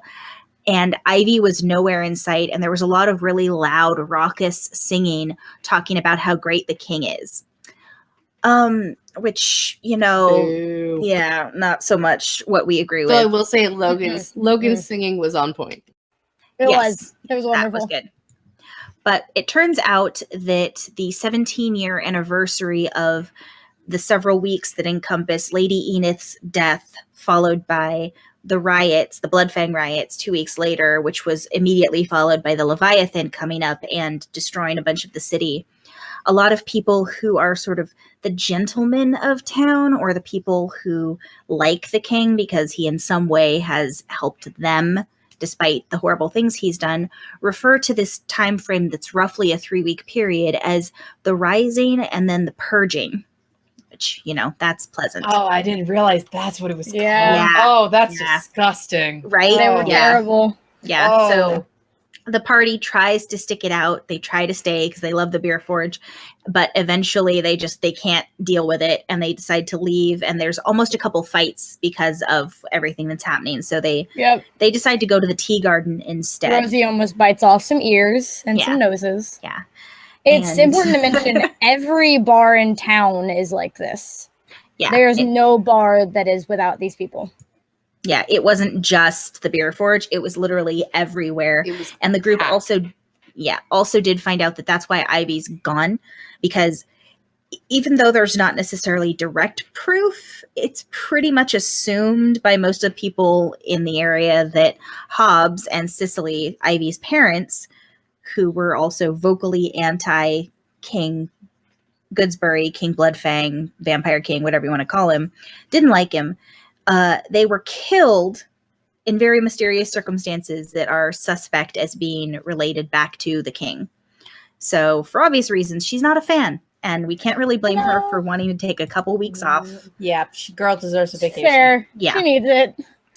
So the group headed to Yep. the tea garden. That's where Primeheart works. and they were greeted warmly by the owner. It's a lot quieter there. There's still a lot of upper crust people, so they might in some way, shape, or form be celebrating, but they're not like drinking and singing and being obnoxious. Well, with a few exceptions, one of which, of course, is Tybalt Lockridge, our favorite person, who is sitting there I talking. with a spoon. I know, seriously. Every time yeah. Anyway. I'm just glad Saldana hasn't encountered him and had an actual conversation with him again, because that guy is unpleasant for a number of reasons. He's highly unpleasant. To give everyone there an idea, he's kind of like Gaston, but with nobility and a little bit more intelligence, and like cranked up to 10. And that's Tybalt. So none of us like him. You'll see. One day you'll see a lovely. Yeah. Oh yeah. We'll record Tybalt Lockridge one day. We'll record that song one day. Yeah. Yes. You'll see it pop into chat normally whenever he appears on the screen. Yeah. We've reworded Gaston from Beauty and the Beast because we dislike him so much. But he's there having lunch with a dark-skinned elven woman who several of the group recognized from Saldana's party a few nights before. Pip ends up going over to introduce himself and we find out that her name is Anika Chinratan, and she's from a different city, a few cities away, and she is very interested in Pip and the Farosh, which, of course, Tybalt is not happy that he's not the center of attention, but, whatever. And Nathan also goes over and says hi to them because since he's one of the other lords, or nobles, he kind of feels like he has to, just to be polite because he saw them. And he finds out that Anika is there actually to meet with him because she's noticed that several of the maps being put out through this kingdom right now are showing trade routes to her city either being inaccessible or really treacherous or just not showing them at all. And Nathan doesn't know anything about how that could be happening, but he agrees to meet with her at 6 at his estate to discuss it and talk to her and try to figure it out. Meanwhile, back at the clinic, Owen is there, and several of the group go to Owen's clinic. So we split the party again because we split the party constantly. Why do we learn do our that? lesson. We don't learn our lesson. We can cover more ground that way. So Primeheart, Pesk, and Owen went to Owen's clinic, and then Pip, Rosie, and Nathan went to Nathan's estate. So at Owen's clinic, the Goa that we had left in Owen's office is awake again, and he's actually talking to them. He doesn't remember anything from his previous life. He has no idea who he is or how he ended up there. The first thing he really remembers is waking up in Owen's office. And we need something to call him, so we start calling him Farit, at least for the moment, which is the Farosh word for companion. And Pesk tries touching him and doesn't turn to stone at all. And he ends up agreeing to wait for Syl so that he can meet her before he goes anywhere else. And while we're there, 3 more people come in suffering the really severe effects of the daydream drug. And Pesk uses lesser restoration on 2 of them, trying to help them. The 2 people that she uses the lesser restoration on start to have the same reaction that Farit did, and they start to turn rigid and turn to stone. And at this point, Holly, one of the people who's running the clinic with Owen, pretty much is just treating them like they're dead. They're stone now, they're dead, it's no big deal. And things jumped around a little bit. So while that was happening over at Nathan's house, Nathan, Pip, and Rosie went in, and of course, Pip and Rosie were really excited to see how big Nathan's house is. Pip made himself at home in the kitchen. And Rosie ended up going with Nathan to one of Nathan's younger siblings' rooms and he gave her some address from one of his sisters. And also had an emotional moment because he realized that along with the anniversary of Lady Enith's death comes the anniversary of the riots and everything. And that means that in 2 weeks, the anniversary of his family's death is going to happen. So it kind of hits him really hard for a moment. Meanwhile, Pip gets to meet Preston, Nathan's fabulous uncle, who we all love so much. And love. Yeah. So Pip is there and he's talking to him about the fact that Nathan's meeting with a lady later. And then Anika shows up early and everyone starts talking. Preston demands that Nathan goes upstairs to get ready for company. and starts talking to Anika and very bluntly tells her that he's planning to marry off Nathan, so she shouldn't be too interested in him. Basically trying to say, don't bother, I'm already making plans. And of course, Pip and Rosie are on like either side of the door listening the entire time this conversation is going on to hear all the details. And eventually Nathan comes back downstairs, takes Anika with him to go look at the map archives, and they do discover that, in fact, all of the maps which Nathan's uncle has been approving before sending them out have altered trade routes that benefit Highwater, which is the city where Preston comes from, as well as Cinderhaven, but cut out a lot of other cities, such as the city that Anika is from. Back at Owen's clinic, jumping around because we split the party again, the 2 patients that had lesser restoration cast on them are turning fully into stone, just like Farit did. And Farit, he is banging on Owen's door. He's demanding to be let out. He's saying that he needs to be there when they're born. So we let him out. He comes running over and he's standing there with them as they're changing, finishing their final change. And Pesk, using Detect Magic, notices that there's this really faint transmutation aura on the 2 new Goa, but not on Farit. So he's not raw air shale anymore, but they're still partly raw. And he seems to almost shape them into their new forms. So at one point, Pesk refers to him as Farit, and he says that his name is First, not Farit. And he names the 2 new Goa Might, which was the man who'd been lesser restoration, and he makes him really tall and really muscular and strong, and names the woman Wit, and her form is more slight and a little more amorphous. She's not amorphous, asexual. And brief discussion between Holly and Owen trying to figure out what to do with all of these new Goa, and ultimately Holly says, well, I do know of this place we could send them. It's a farm outside of town owned by a man named Matthias, and he takes in strays and people who are trying to hide a little bit, so we could send them there. And that was where that session ended. A lot happened in that one.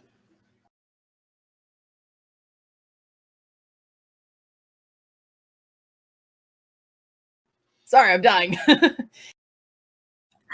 No worries. That was a long one. There's a lot of important stuff in that one. Yeah, like That's the all next few recaps are going to be kind of long. There's a lot. Yeah, It's all right. We can do it. Yeah. 2 are also pretty big.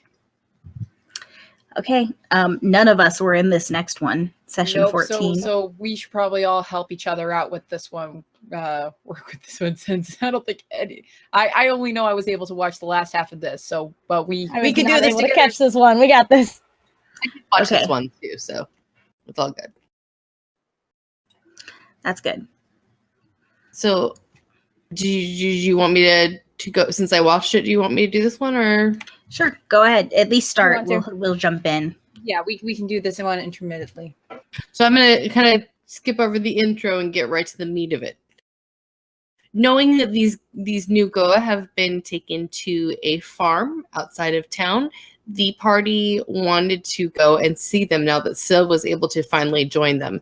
So they all get up and get ready to go out to this farm. Some people bringing flowers, some people bringing gifts to this farm owned by a man named Matthias on the outside of town. And snacks as well. So everybody heads out there. They find a 2-acre farm that's very nice. There's some goats, a cow, a couple of things. And GB recognizes that some of these goats belonged to Hobbs, his master who gave him magical abilities and awakened him. So he spends a few minutes catching up and talking with them. The rest of the party goes and they hunt down. Hunt down sounds very, very ominous. They go and they find first White and Might and Wit, not White and Mitt. And they speaks with Syl for a bit, getting to know a little bit more about the Goa, and they compare notes on their creations, which are not quite as Syl thinks they should be. So there's a little bit of confusion. As things are going along, GB GB connects with Matthias over knowing Hobbs, and there is two men approaching the farm, kind of ominously as Syl speaks with first. She speaks to them and then realizes that the rest of the party are talking to these two men. They seem distracted, who reveals to the rest of the party that they are investigating a murder of the three people who were turned into Goa. And there's some confusion onto why they would be investigating a murder if these people have just been transformed. So Right. There's some question on whether or not how this informant happened and Yeah. who was informing. Yeah, and not only that, but who really are these people? Because there is no police force in Cinderhaven. There's the Nocturne, who are scary AF As fuck. and chase down everybody. Yeah. And then there's the local guards who work in specific districts, which And the are slum, volunteer. yeah, and Definitely the slum volunteers. is not one of those. So even if the slums was part of the city or had their own volunteer police force, it's not going to be these two fancy dressed guys walking up to them at the farm. Nope. Exactly. In her conversation with First reveals himself saying that he is different than Syl and says that he is superior, quote unquote, That's not conceited. which Syl I know. warns him Not at all. against feeling that way, and warns against the way that his thought process is going. In the meantime, the investigators catch up to Syl and First and demand that Syl and First and the rest of the Goa come with them. And Syl notices a small emblem on them that triggers something in her mind of something that whatever said to her, and just lets the man know that whatever says hello. In their argument, guns are drawn, which are rare in Cinderhaven, and these don't look like your normal black powder pistols. They have arcane runes on them, and they seem to be arcane in nature. And then, of course, a fight ensues. Syl and First getting ready to attack. Syl gets buffed in a unique way that Syl has never seen another Goa do. He places a hand on Syl and increases her strength before the fight in an ability that she has never seen before. She ripples with strength. To note, not only did it increase her strength, but it also decreased her charisma and I think intelligence in order for that to happen. I think so. He was basically able to somehow touch her and change her stats around to be whatever he wanted. Purpose, I think, is how he phrased it. Yes. But mechanically, for people who want that, they changed his stats or changed her stats basically, which is a unique ability that typically only happens when a Goa is sculpted, and usually not once they're already transmuted. So First's statement about being unique and potentially superior may not be entirely off base if it was still a little bit rude. During combat, it is just awful. The group gets torn down pretty quick. Lark drops. GB at least gets a hold person spell off on one of them, and both of them slow down only rather than one becoming paralyzed.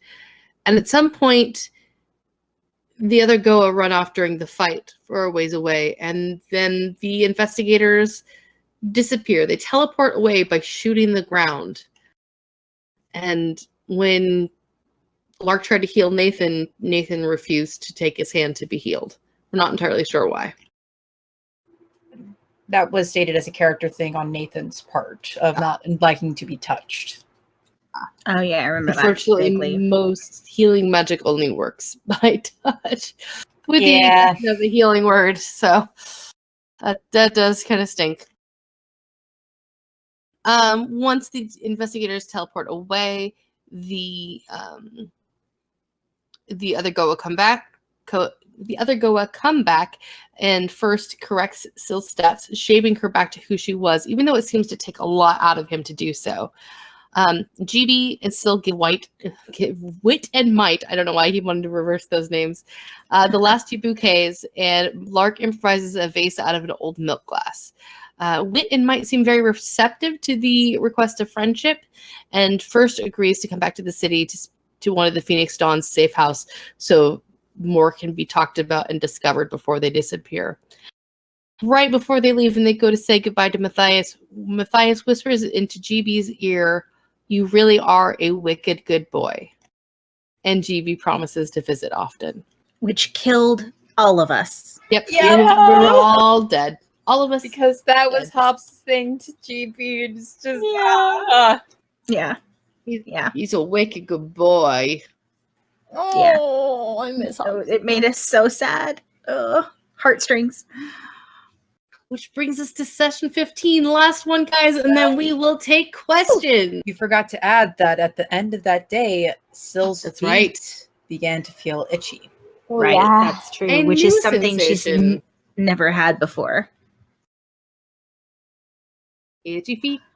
Itchy feet. Oh, God. There's whatever itchy feet does. Okay. So should we just do the last one together? Yep. Yeah, let's do Yep. it. Might as well. Session 15, Kasdan 25. We got this! I've got a couple of questions that people have submitted, so Yay! we will handle those afterwards. Yay! And then, Heather, of course, we have to ask our favorite question from our first episode of Gabby and Chelsea. We have to ask Yes. the shipping question. Yes. Oh, yes, of course. I approve. All right. Approved. But first, But first, Yes. session 15. Okay. So who wants to start it off? the whole bunch, you get to someone else. Yeah, you did a lot. I can go That's- ahead and that's start fair. off this one. So Syl wakes up. She spent the time with Might, Wit, and First, the new Goa. I'm just calling them as new Goa since there's not really much else. So yeah, they're just What else are we going to call them? They're what the else new are we Goa. gonna- the new Goa, new Goa down the block. It's like New York and New Amsterdam. They're the new Goa. There you go. Syl wakes up. Everyone actually woke up with in their tomes, Hobbes' tomes of transcription with a 4-letter note in handwriting no one has really seen in the journals thus far. Where are the nocturne? Syl wakes up with the new Goa, her feet still having that itching sensation. And has a little painting session with Wit and Might, kind of showing them her usual morning routine. They kind of get into it. It was a very cute moment. You have to watch that to fully enjoy what happened. So she works with them. Syl agrees to get some clothes for the new Goa, so that way they can walk about if they need to. Lark made missing nocturne posters for the Of course he nocturne, did. which Yeah, is great. he did. It tracks. We were joking that the posters should have said missing, please keep or something like that. Or if found, run the Accurate. fuck away. Yeah. Or little tearaway saying fuck if you happen to find one. Yeah, I'm okay with all of those. Yeah. GP, feeling a little more confident, decides to wear his doggy collar that has his little crystal focus on it. Oh, I mean, he's a doggo, so could just look decorative. Mhm. So he could It's pass it off very easily. Fancy schmancy. I love color. him. I'm again to meet him, and I love him. Exactly. Pip fishes. Saldana goes to a private apartment of hers that she has rented out, so that way she could privately change into common clothes for when she goes out of the Pearl District. And Soxy gets her wages. The party goes to meet up for their daily appointment. Still celebrations going on for the rise and fall of Lady Enith and the King and the Bloodfang riots. And Soxy learns from Saldana, much to her dismay, that they're going to revelry will continue for the next couple weeks. Yeah, Foxy was not happy to find out that this BS of a celebration goes on for like 3 weeks. Not cool. Nope, not cool. No. Saldana is very much in agreement. Not good.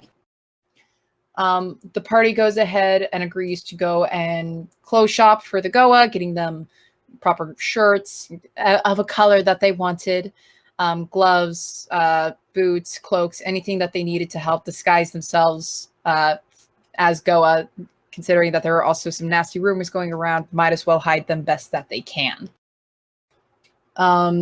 They return to the safe house where the Goa were, and Soxy and Saldana take a look at Syl, trying to figure out why she's feeling this itchy sensation, because knowing Syl and knowing of the Goa, that's a new sensation, that's something new, but they can't determine anything magical going on or anything going on with Syl. First doesn't seem to know anything, considering that it happened after his little power up. I don't know why I did quotes for that. The little power up that he gave Syl. We also discover that the new Goa have a way to have empathy with you, like have empathetic powers, or they phrased it as a way that they can feel each other and can speak to each other in a non-verbal way, which, a little disturbing. I think that might be the daydream, though, as well. Yeah. That's which we'll get to, because we go back to Owen's clinic to look for other potential patients to the daydream, which there's still, it seems like the number of people coming in for their daydream side effects seems to be growing, because I think it was like 7 or 8 people that time when we went. And Saldana shares a theory that she has that the Goa only formed when cars drive by. Very rare in Cinderhaven. Extremely very rare. That's why it happens. Very rare occurrences. Yeah. This is true. But Saldana has a theory that kind of disturbs her, is that the new Goa had only formed when her and Pesk had cast Lesser Restoration on those 3 specific people. So she fears that using magic seems to bolster or stop, do something to the people. They still need to work it out, since she had used Lesser Restoration on Rosie as well immediately when she suffered the effects. So that's more research on the party's part to figure out. They're still trying to figure out maybe another supplier for the daydream, see if they can do their own research on it, and decide that they're going to go ahead and try and find Pinball. They bump into whatever, who just decided to lie down on a bed to go through his existential dread. I believe Me too. he phrased.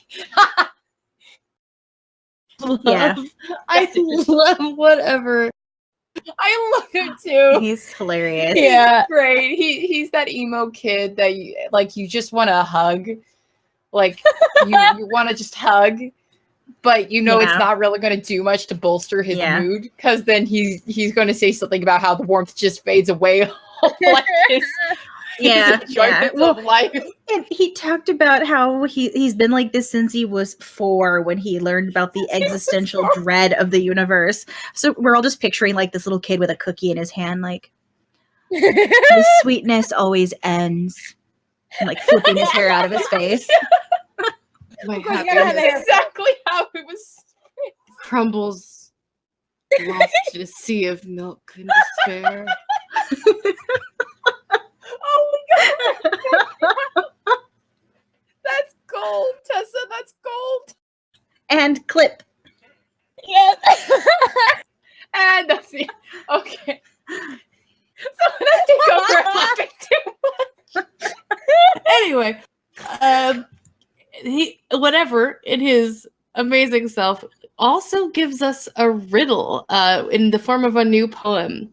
The ivy of death grows along my spine, stretching to eternity over my discarded wood, infecting and writhing within my blood. 10 long and 10 wide, the monoliths fixed, motionless, the obsidian hall broken by day. awaiting the grip, moribund direction. Which, none of that's terrifying at all. No, not at all. It's fine. It's not ominous. Yeah, Totally fine. Given that apparently his previous poems had come true, he doesn't quote himself as a diviner, more as a person who states what has already happened, which, still not that ominous. Not good. Yeah. Nervous noises. Pretty much. So the party heads off to Pinball's. Heads off to Pinball, so that way we can find out more of his discoveries on Daydream. When we get there, I have to recheck the notes. So when we get there, Pinball explains that the Daydream is not made of the rotten air shell as the party had previously thought.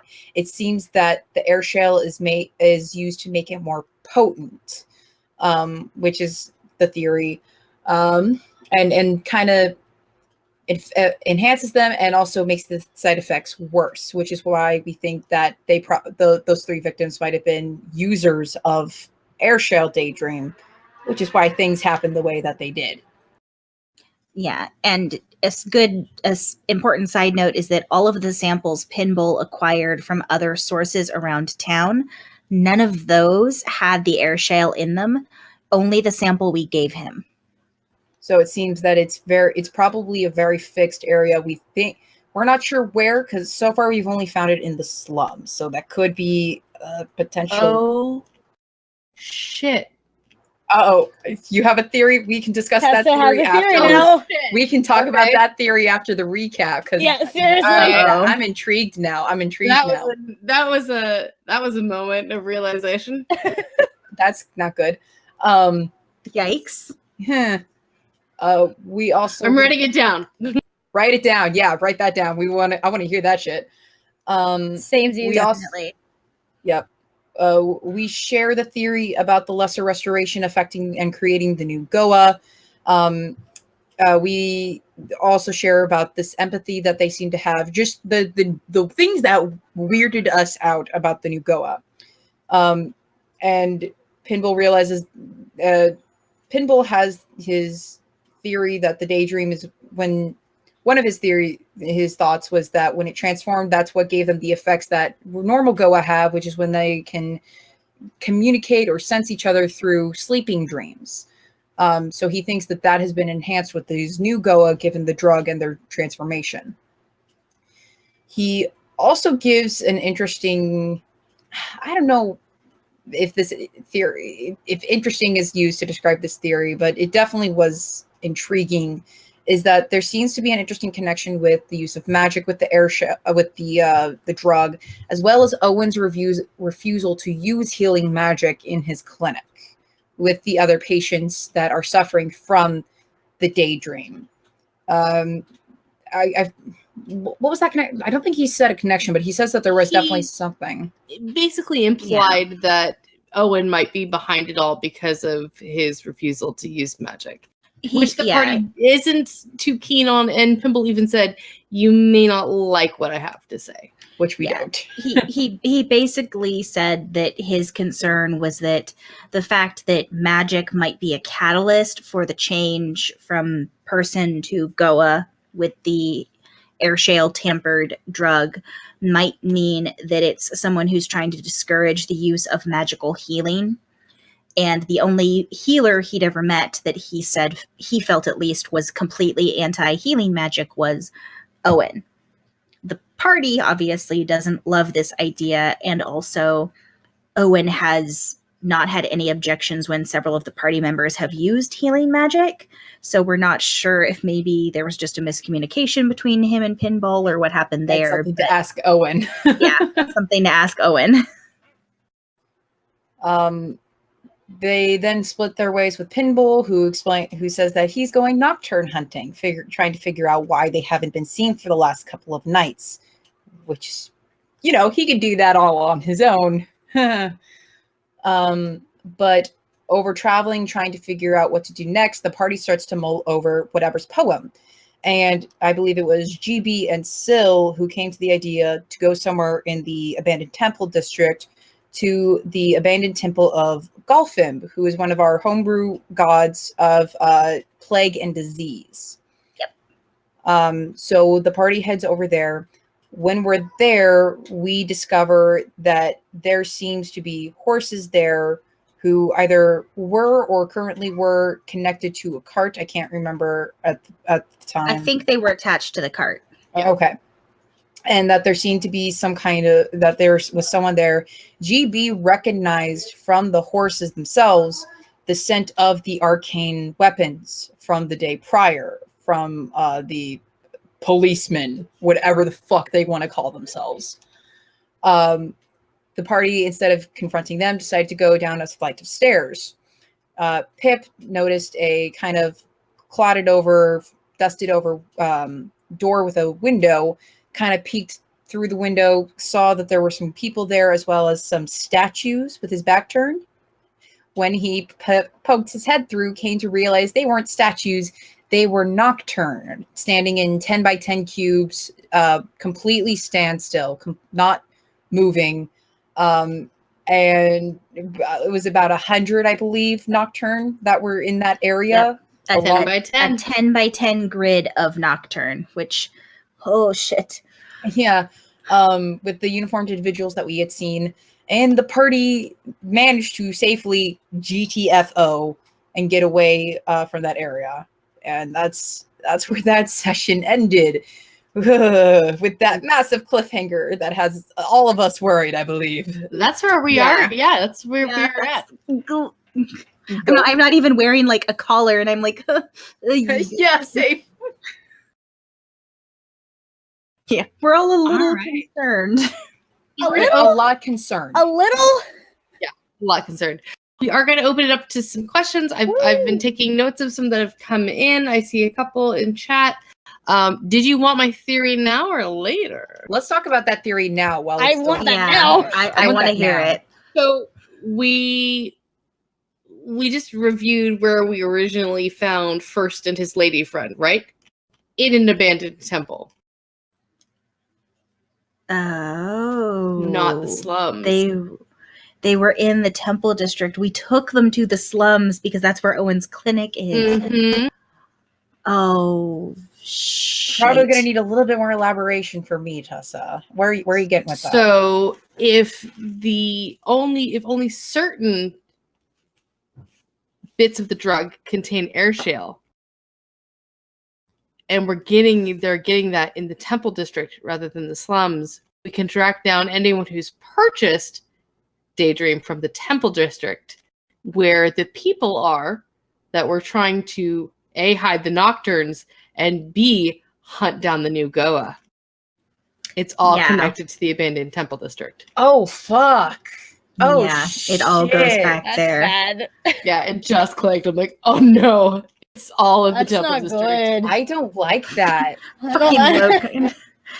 In our chat, he's like, I want to go where the people are. Except for the whole thing is that whatever his original poem about the temple district is that it was where the people weren't.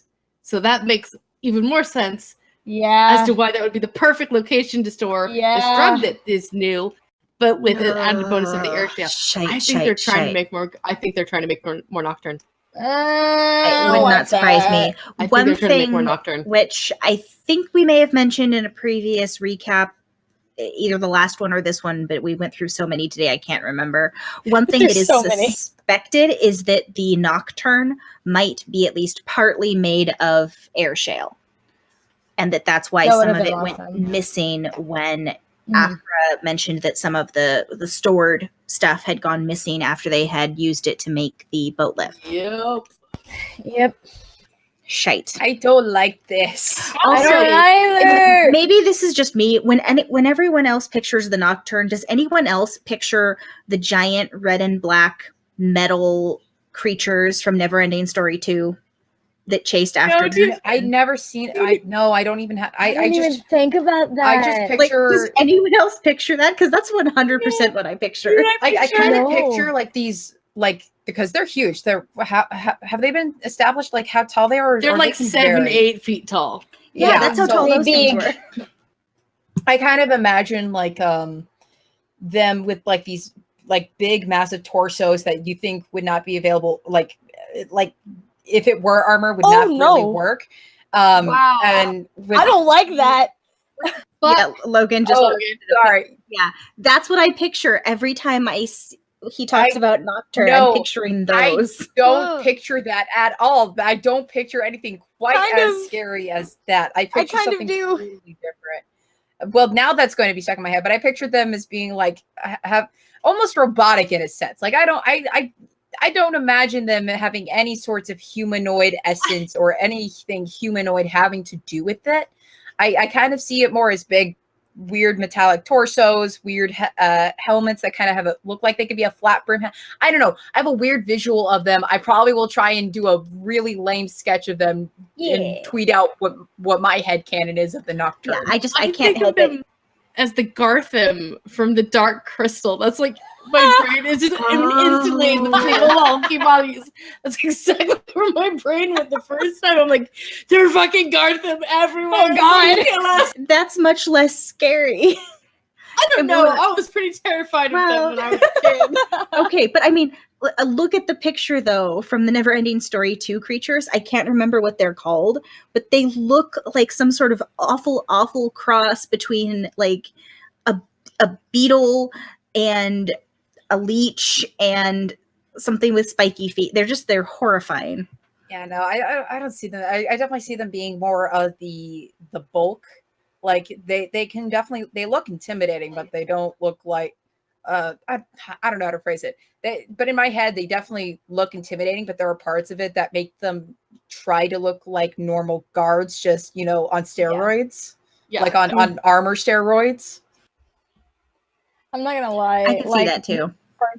The first thought I had was like a little bit more sinister version of the owl from Full Metal Alchemist. Like that was what I thought when we first started describing it. Was exactly what I thought.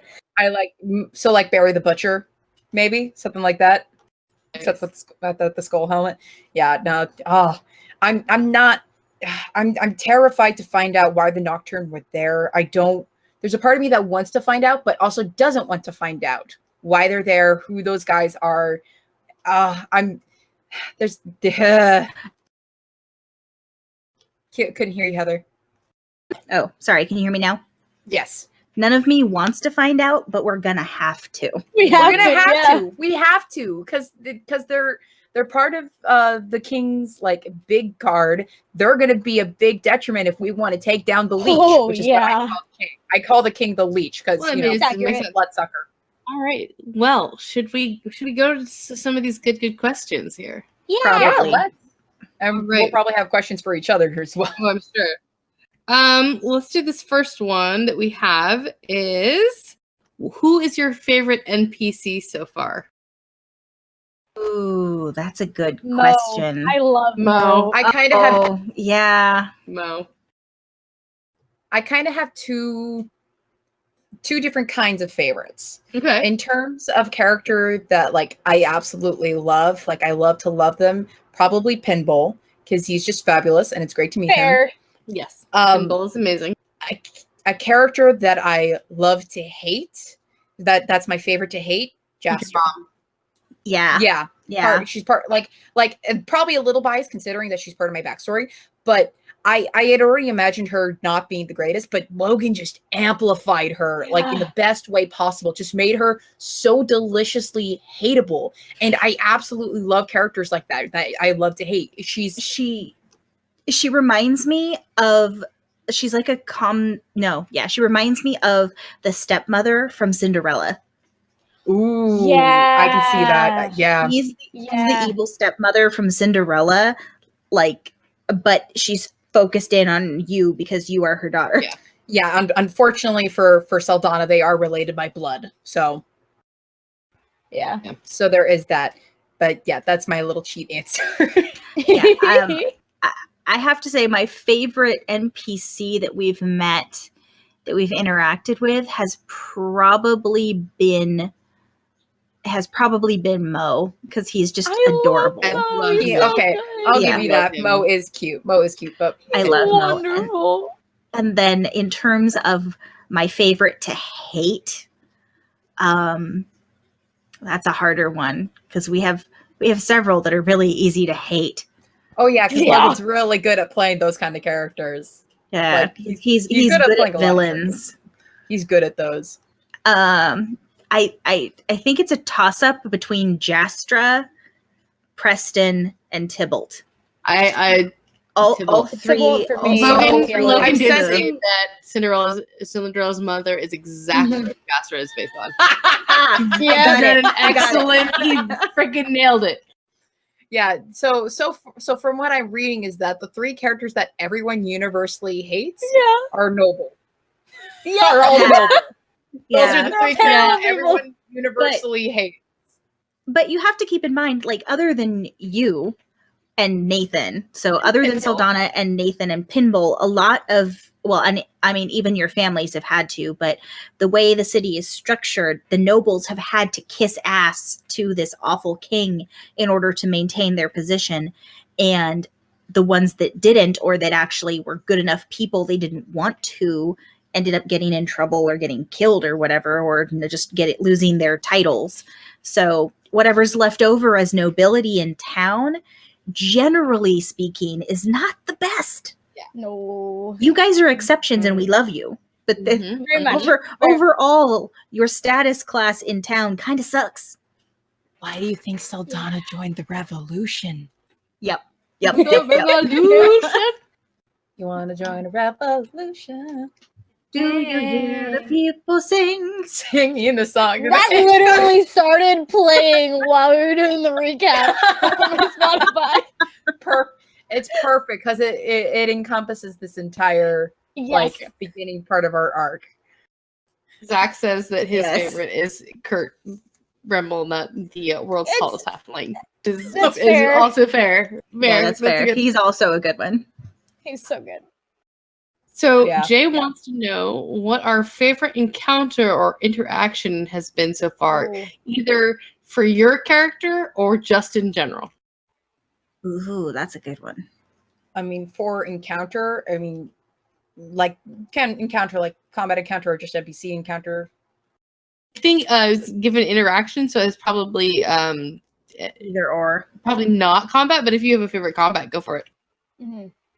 Okay, then I think for interaction, in a sense, going back all the way to episode 1 is Bezel and that interaction there, because part of that interaction for Saldana was Bezel like, I have something to hold over your head now because you're doing so. I know you're doing something. I don't know what. That's just the read I'm getting from him and from the downtime that I did. Was I have this thing that I get to hold over and kind of torture you with that I might get to play around with, which I'm not looking forward to. No, not at so, all. and it also caused Saldana to think I need to be careful with what I'm doing. I mean, she was already trying to be careful. That just made her more careful. And then something later down in the episodes made her even doubly careful. So Saldana, yeah. So in terms of like character interaction and how I think as my character a little bit, I really enjoyed that one. That's a good one. I think for me, it's not necessarily my favorite, but it was a really good character development. Was the whole thing with Saldana and Mari, Saldana dropping so quickly. Oh my and God. Mari Yeah. Mari that was just like, terrifying. oh God, because she doesn't handle death well. So it was that moment of, oh shit, like it's the first instance for Mari that it's like, this is real. This is a real thing that's happening. But besides that, I think my personal favorite was the interaction between Primeheart and Saldana in the tea garden when Tybalt was there. It was adorable. Harking back to our preludes kind of. Yeah, I love that that one. was good. Well, we'll give context for the people because this was not something that we really streamed. We did preludes, which kind of helped us because we have so many players. It's going to be really hard to get people to meet on stream as we have that little interaction.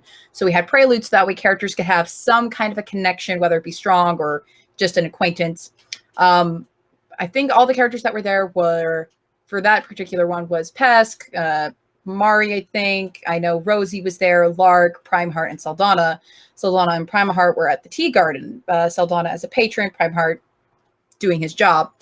Tybalt, which is how we first came to know him and quickly hated him, came talking with Saldana, just being a massive sleazeball, making her incredibly uncomfortable. Yep. And Primeheart interjected and managed to intimidate Tybalt with his massive Goliath size and get him to go away, which led to a nice little pleasant, like if he bothers you again, let me know. Like that's a good one. It was very sweet and wholesome, and we love Primeheart. It was so good. Primeheart is good, boy. We love Primeheart. He is good as good. We love Primeheart, and I mentioned it before, but I ship Saldana and Primeheart just off of that one interaction. Yes, because Prima Donna. I'm right there with you. Prima Donna. Are we going with Prima Donna or Let's go. Cellheart? Prima Donna. That is Prima Donna. Prima Donna. Yes, Prima Donna. Yes. Hashtag Prima Donna. Hashtag. Yeah, we're gonna do our ship question later, but I mean, yes, I agreed. I mean, that one's been answered. I think my favorite moment or interaction so far is a Pesk Primeheart moment. Actually, when we confronted Afra and Xyler, that was a good one. that interaction was probably one of my absolute favorites. That moment where Pesk was just so hurt and angry and upset, and Primeheart just being like, "I got you. It's all good. You're allowed to be angry, and you're staying with me for a couple of days because you clearly need it."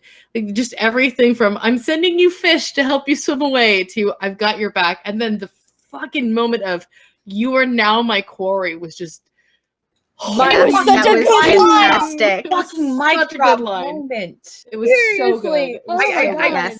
Yes. I do love how all the clerics do actually have their own little kind of like buddy interaction with each other at some point. So, the cleric trio friends. Mhm. Adorable. Yeah, Cleric it's buds. very cute. Cleric buds. I have no idea what I would pick as my one favorite moment. There's so many good ones. There's I so know. many good ones. It's really hard to pick, especially because I'm one of the few people who's literally seen almost every single stream. Because Same. I come back to me, Tessa, and Logan, I think, are the only ones who've been there for almost every single session. So for me, picking a single moment is really hard. I do think in terms of Soxy moments, my favorite was when she offered Rosie to move in with her and Oshin. Yeah, it was so sweet. Because Soxy found out that Rosie lives in the storm drains and felt really bad about that. She's like, "That's not okay. You should have a house if you want one." So since Soxy doesn't really sleep in a bed because as a giant bug, she's like, this I don't need the bed. This is weird. She sleeps in like a big pile of hay in the corner of her room. I love So the her. bed's just sitting there. I just love that visual. Yeah. So It's a great visual. she offered it to Rosie, basically saying, "I have a bed I don't use anyway. Just come live with me in Oshin. You don't have to go back to the sewer." And Rosie was like, "Well, what about my rats?" And it's like, "No, just bring them. It's fine. We don't care if you bring the rats. They might get glitter on them, but it's fine." Another one Oh, I yeah, with love. the- Much to little Soxy's rendezvous. Rosie and Pinball. Oh my god, my They're cute. fucking They're heart. really cute. Okay, let's I just love say, that one. Okay, to be truthful though, a lot of any interaction between Rosie and someone is just It's going so to be a good. pure It's really delight cute. because it's The Rosie. like whole selling I sunflowers. don't is have so glitter. cute. I do. That was Yep. so good. It's my favorite. Oh, and when she gave Mo the pink bow. Okay, we better stop now, otherwise We we're just all gonna love continue Rosie. We gushing. can't do Yeah. this. We Yeah, love sorry. her so Okay. much. She is best Goblin Girl. If we stop now, then that's best because otherwise we'll never stop gushing about Rosie. Oh, no, wait, sorry. I just thought of my actual favorite moment Oh, that boy. doesn't involve me. It does involve Rosie, but that's okay. Oh boy. It was when GB and Lanik saw some teenage boys who clearly didn't need it stealing food and chased after them and kind of cornered them. One of the boys drew a dagger on GB, and instantly Rosie was like, "Oh no, you didn't," and just charged at him, screaming, and like jumped on him and started pounding on his head. I love her. And she's a goblin, so she's got all these like sharp pointy fingers, and she's like just running after him. Anytime Jenny does a little Or any kind of Yes, It's yes. so great. Okay, it helps amplify that Jenny herself is just such a sweetheart, and the way she just portrays Rosie is just A plus. It's A plus plus. Yeah, but I think that's my favorite moment. And like Rosie didn't give up. Like the kid tried to run away and she chased him into the river and then swam across the river chasing him till he got to the other side. She was like, "You do not hurt my dog." I totally missed that interaction. Oh my god, yeah. that's no. She hardcore went after that punk. She was like, "You drew a dagger on my dog. I am going to beat the crap out of you," and chased after him. Okay, so we have a question from Logan. Oh boy. Oh no. I saw that one. Oh, hi, Kat. It says, what seemingly smaller plot point do you think is actually really important and why? That's not terrifying coming from the DM. Yeah, I don't like that Logan. question. That's hard. I've been trying to, since I saw it, I've been trying Yeah, to think of it, 'cause I have same. like so many. So here's the thing: is that I don't know if this one's going to be considered as a small plot point because I feel like it is actually bigger than it seems. But definitely that interaction with Bezel and Bezel having dinner at the Rassus family. That is like I know I had this feeling because of having played with Logan before that is going to do if it doesn't just kick Saldana's ass, it's going to kick the whole party's ass. That is going to do something to bite us back in the future. And so I just had this really bad feeling from that moment because it's been 2-3 weeks in game since that interaction. So and I haven't heard anything about Bezel since. So there's that long game that has me really worried. Yeah, I like Jay's comment in chat just now that he doesn't want to mention it because he's afraid it'll come back to bite us in the ass. And Oh honestly, that's like having played with Logan before. I'm like, I'm afraid to say anything because if it's not a thing, he might make it one. I know. I've probably just bit us in the ass just mentioning it because I don't know if he had anything planned or if he remembered that, but I might as well say it because that's one of my fears. Yeah, no, he made you do a downtime about that shit. It's coming back. He made me do a downtime about that, so you know it's going to come back. I mean, for the record, I ended up doing a downtime about Everest and then we got married. So, I mean, shit happens. Yeah. Okay, Chelsea's last one for Tollus. Yeah, sorry. That was the Tollus count. Oops. Oh, yes. I agree with you, Jay. The argument between Owen and Pimble was real. Ooh, yeah. It was weird. That was Yeah, it was that a was a strange time. argument. It really was. Concerns me greatly. Yeah.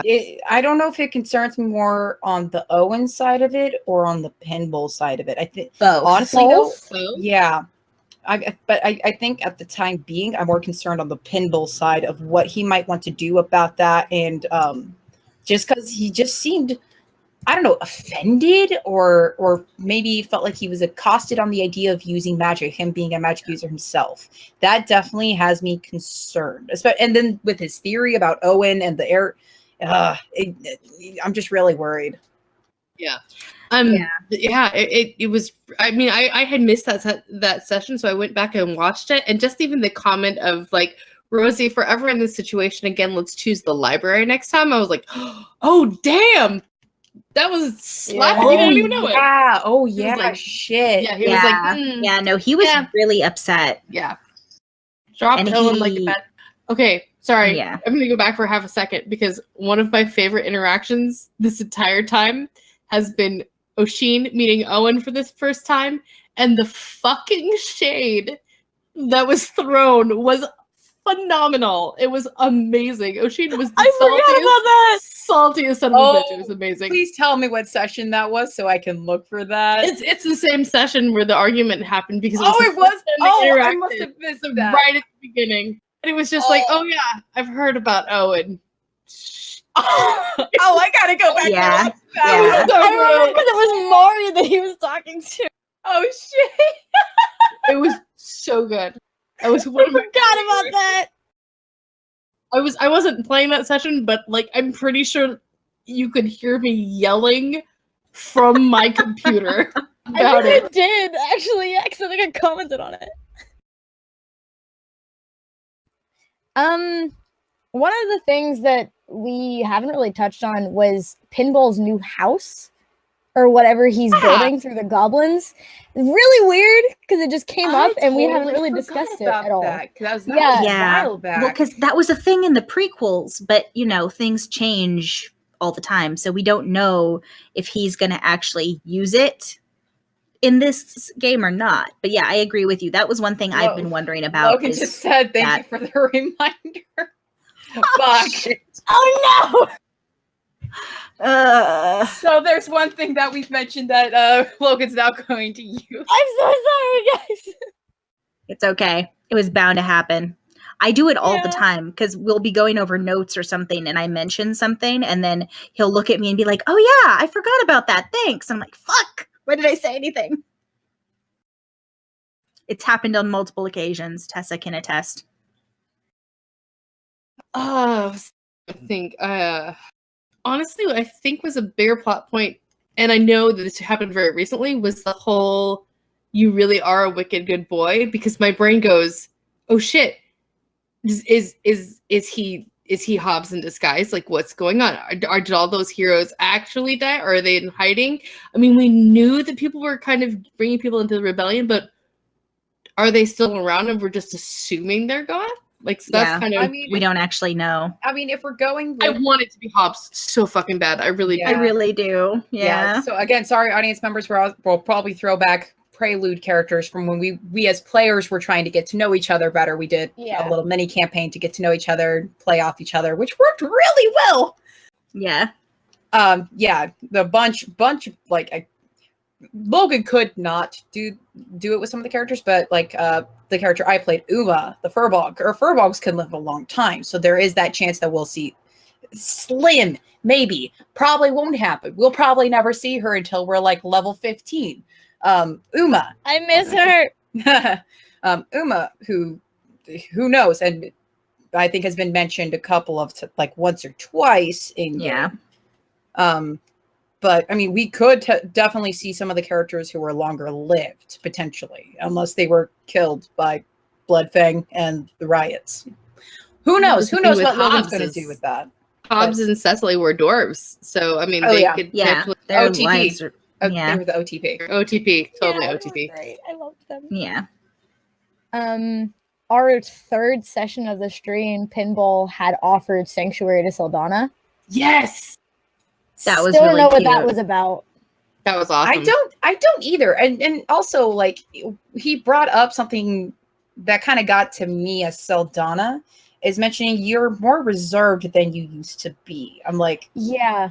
It's like, where are you going with this one, Logan? that was an entirely sweet. Like, that was actually a really sweet interaction, and I was like, what's going on? Well, here's It's the thing. weird to see all the little things that we've just missed. And I knew that was right after the bezel thing. Yeah, no. Yeah, but that's true. Here was like, that's interesting to hear that from your perspective, that it was sweet. On my perspective, it was him thinking, like, it was Saldana worrying about, oh no, is this how everyone views me? Or like, I viewed it as I had a totally different viewpoint with that interaction between Saldana and Pinball. I saw it definitely more as a am I doing something wrong then? Like, is something wrong? That says Saldana, obviously. It's like, am I doing something wrong? Like, what did I do? Like, how I've never changed. I've always been like this. So I'm curious on how that's going to play out. Let's see. All right.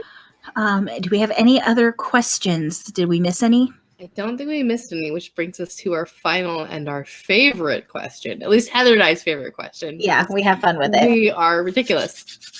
Who do you ship and why? They do not have to be NPCs. They can be PCs. Yep, it can be anybody. Anybody. Who do you ship? I am 100% in the Pimbolg camp and the I Prima think a Donna lot camp. of us are. And the what camp? Prima Donna. I love the Prima Donna camp. I agree. Honestly, I ship a little bit of Mari and Owen. A little bit. like it feels weird shipping fellow player characters. I know, it feels really weird. It feels weird. I just see this as all good fun. I'm not sure if It it's is all absolutely Yeah, 100% all good fun. Yeah. 100%. We are not like seriously like you must get together. No, now kiss. it is just kiss. I'm kind of with Zach in the comments right now. I'm kind of with Mari and Nathan. I am too. I am love- too. Don't worry. I could see that actually. Really fucking cute interactions. Really really heckin' cute. Just both sweet people. Just yes. So that's. I feel like I have a couple more. Definitely Pinball. That one's great. That will be for forever in this game, I swear. Yeah. Dylan Soxy has been mentioned. That's an interesting one. That would be an interesting one. I'm not sure. I haven't really thought much about chitin sexuality and whether they really have any or not, or whether they're just like, oh, it's mating season. Now we have babies. We haven't really gotten into that aspect of their society. I will say maybe my favorite like friendship ship. Like, oh my god, they have to always be together because they're the bestest of friends. I love it every time. Probably like Pesk and Primeheart. I love Pesk and Primeheart so much. They're really cute. Like again, I not enjoy in a it. romantic ship, but as the friendship. Like I Yeah. love that so fucking Cleric much. buddies. Cleric Cleric buddies. Cleric buds. So great. I like it. No, On the- I love it. On the friendship thing, definitely Mari and Saldana. Definitely. Yeah. It's very Yeah. sweet and very cute. Friendshipping, I would say Lark and Syl. 100%. Yes, artist buddies. Artist buddies. Absolutely. Yep. Absolutely. I love Arkansas. Yeah. I'll tell you what two characters I don't ship. All right. Oh. I think Lark it and your involves. mom. That's my no TP. That's my no TP. I don't romantically ship Pesk. Oh, okay, I did romantically ship Pesk with somebody, but I don't know that I do anymore. Yeah. Because it's a little bit of heartbreak. There's a Oh, little I think I heartbreak know there. who it is. There's a little bit of heartbreak there now. Oh, Yeah, honey. there was a little Pesk crush. There was a little Pesk crush. All of the hugs. Yeah. Not so much anymore. Yeah. Hugs. No. Soxy, for one, is definitely not a fan of the person in question No. at this point. Saldana. I don't. She- I still have yet Yeah. to know how Saldana feels because for that. Harking to that, it's still hard to get into Saldana's brain at moments like that because I think there's a part of her that wants to lock out that trauma. Yeah. I can't blame it's you. totally understandable. So it's interesting. Okay. Who else? Who in the group haven't we shipped? Pip. Is there any? Who do we Lanik. Oh, I don't Pip. because of how And I Lanik. just crossed Pip and Lanik in my head. I was all no. Oh, Lanik and Ivy. Oh. That would be so cute. I don't know that they would actually go well together, but it would just be really cute. It would still be Probably cute. not, but yeah, that's So adorable. really cute. Okay, you know, another friendship that I have, Lanik and Rosie. Another great friendship. Yeah. Oh my god. Oh my god. And Oh, Rosie and Nathan, good friendship. yes. I almost forgot. Finku and Tinker. Yes! Yes. Tinku. Tinku. Sorry, Russ, but we're not. I for life. love the goblins so much. We I gotta go love visit the them. goblins again. I love And them. Sultana probably doesn't want to, but Gabby wants to, so I'll force her to go. Yes, I love the goblins. She doesn't have They're a choice. fantastic. She doesn't have a choice when I I'm around. love Patsy Oh. so much. Patsy and Rosie would be the fucking Oh my cutest God. relationship ever. Posy. Posy! I love it. Oh my god. Yes! Posy! It's fantastic. Hashtag Posy! Oh god! We got It's okay, so so I'm telling cute. Jenny. Okay, we gotta tell Jenny that now. Yep. Uh-huh, 100% cozy. Oh my gosh! I ship- I'm loving these questions. I ship Pip with food. Yeah. Yes. Yeah. Pippin food, OTP. Pippin food. Pippin and Pippin egg egg kitchen so tubes. he can cook. Mhm. Pippin egg tubes. Can we not ship anyone with egg No. tubes? I don't want to No. send them to that torture. That's torture. I don't. Sorry. That is the fate I would not wish upon my worst enemy. That's a egg tube. that's a No. hard pass there, cowboy. No. That's a no. Oh, yeah, no, that's a good point. Oh. Yeah, I think that's all my ships. Yoth and egg tubes. Yoth and eggs. Yeah, Yes. yeah, Fucking like yeah. Yoth and egg tubes. Yeah, I Unfortunately. could go for that. Ugh. Yeah, That's a no. when we get Yacht back, he's probably going to be getting a lot of egg tubes. Ugh. Probably going to be delighted at Not seeing all the again. egg tubes. Oh, Oh yeah, Uh, the egg drop beer. Jay's right. It's the egg drop beer. Yeah. That's what it is. That's just so disgusting. Yep, I'm with you. Yacht, why? No, not Yacht. Aiden, why? That's a Seriously though. that I love. Whatever and Syl is it's a great friendship. And I Yes. love it. Yes, I friendship It that. is wonderful. Yeah, so a lot of these characters are just Mm. pretty much all the characters They're are all sweethearts so in their own good. way. Yeah. They really, In their really own are. way. I agree. We I don't are know a who to good bunch ship of eggs. who- I agree. I don't know who I would ship Owen with. I don't. Yeah. I don't really think I would. Yeah, I don't really ship him with anyone at the moment. And initially, I kind of started to with Pinball, but then the Oshin Pinball thing happened, and I was like, nope, that's the one. That's the it, one right that's there. all. That's the OTP. That's the We're one to done. go to. Yep. Jay, that is a fantastic, absolute. Yoth tried cutting a deal to get into Pinball's library, and the second Yoth left, Pinball just gave us access. That's, I was like, oh my god, that's Oh, right. yeah.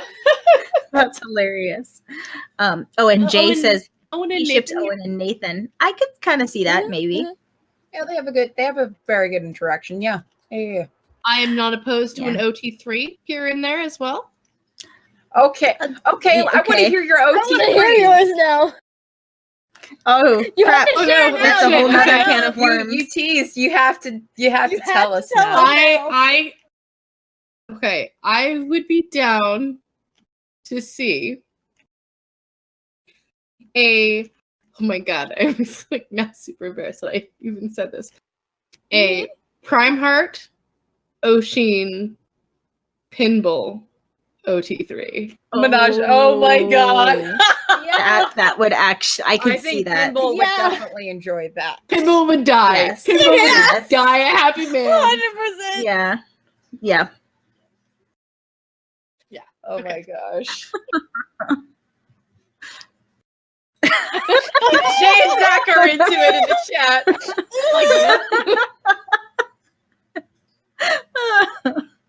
that oddly romantic heel between Oshin and Prime Heart, Yep. and then throw Pinball in there. It's perfect. I almost died. I 100% Don't could see die. that though. That would be so She's cute. dying They over could the build a ship. taller wizard tower, and each of them could have their own level, Mhm. and then I they mean, just he's have building a new place the right shared bedroom up at the top. now. Exactly. And Lark and Sil can come over. That was a very, very good interaction too. Is Lark her yeeting Sil off the slide? Oh my Yes. god, Jay in the chat. Doesn't Oh just have to be Pinball. She has two hands.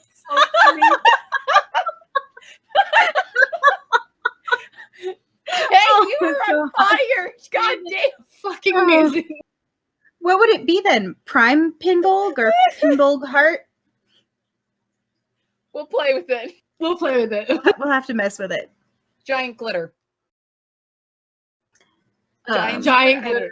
Yeah, giant glitter. Glitter giants. Glitter giants. Glitter giants. Hashtag Yes. glitter giants. Yeah, no, that's it. That's 100% it. That's it right there. Oh god. I mean, Okay. or yeah. So That we is that kiddo. we did say that we were gonna end this after an hour and a half, and we're running up on 2.5 hours right now. Well, we have a lot to talk about today, though. Yeah, we had a lot to catch up on. A This is lot of true. big things happened. And we're This still is- doing And we're having the, fun. the Countless Chronicles. Yeah, Mhm. we're having fun. Exactly. Yeah. Exactly. And we're talking about things. So, like, that's a part of it is, Absolutely. discussing shit. So does anybody else either in chat? Well, I mean, because I'm not going to post back out on Twitter right now again. But does anyone else have any other questions? Chat. I mean, talk about our break. Oh, that's right. Because of That's right. cons.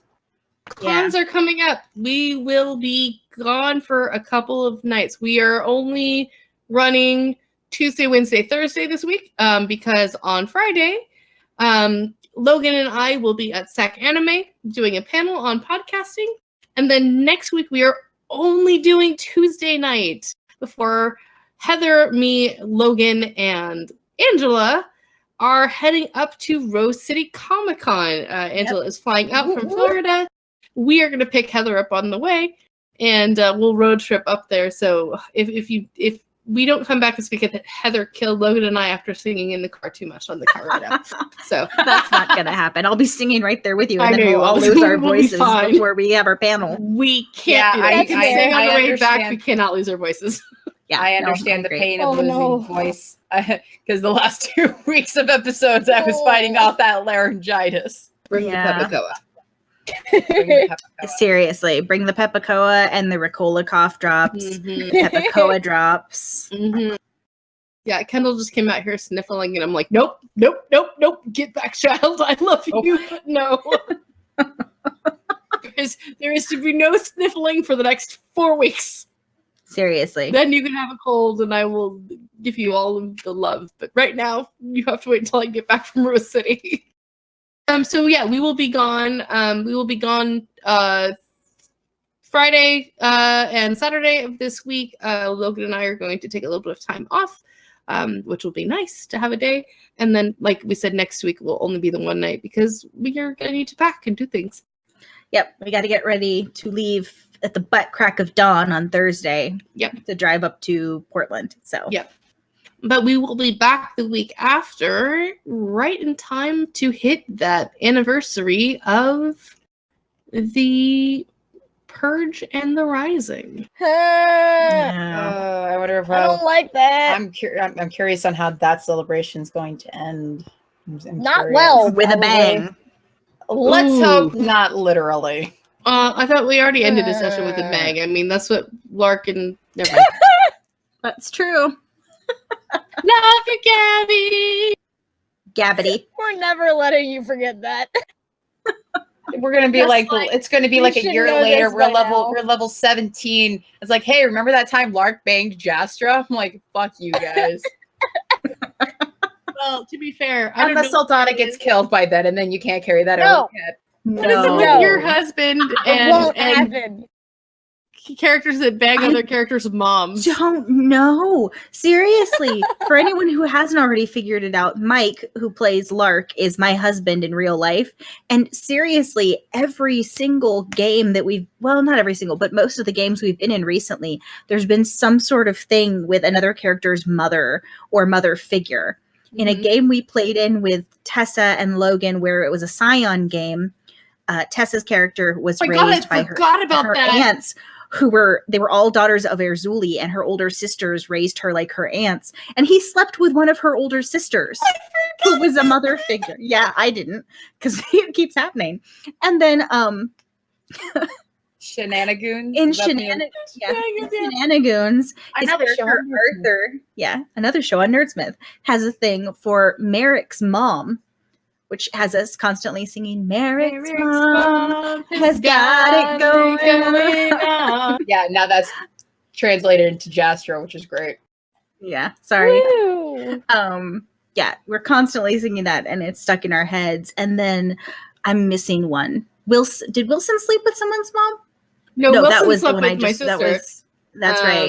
And they I feel also like I'm slept with the missing dragon one. god. Oh my god. That should Mike, not if be you're a question you have to Mike, ask. if you're watching Yeah. this, what the fuck, man? Did Wilson sleep with someone's mom is not a question that I thought I would hear today, but it is. To be fair, Wilson slept with a lot of people. Yeah, that's true. That's true. Oh boy. Yeah, I don't remember. I feel like I'm missing one. which is You're it's not about the good that one I'm missing where one. where he motorboated me in the game? Or you Oh, did you- maybe. I have questions. So It's Okay. not the Concerns? first time that Mike's characters and my characters have gotten together, by the way. no, we were Wow. playing a game of Fiasco, which for anyone who hasn't played, it's an Okay, indie RPG game where like you create your characters and stuff in an hour maybe, and then you play for a couple of hours, and it's like a one shot, one and done. In that, Mike's character was married to me and was having an affair with Tess's character, but he and I didn't love each other in our marriage. We were just like arranged marriage type of situation. The game marriage, correct? Huh? The Game, in-game the game, marriage. yes. Yeah. The in-game Not marriage. real life. Yeah, the in-game Sorry, marriage. not real Sorry. life, not Sorry, real I life. had Just to make that clarify, joke. I the had to make in-game that joke. marriage. Need a fact check. And at one point, Tessa's character was like greeting Mike's character, and he just went like this and shook his head back and forth and motorboated her. So It's across the table. I was Yeah, not like yeah. in front of him or anything, but it was yeah. enough that it made me laugh uncontrollably. Oh, yeah. They were across the table from each other, so there was no actual physical contact. But Tessa did one of these, like she was welcoming him in, and my husband just like opened up his arms, put his face down, like he had it between her breasts, and shook his face back and forth and made the motorboating sound. And all of us were just dying at the table. Oh my god!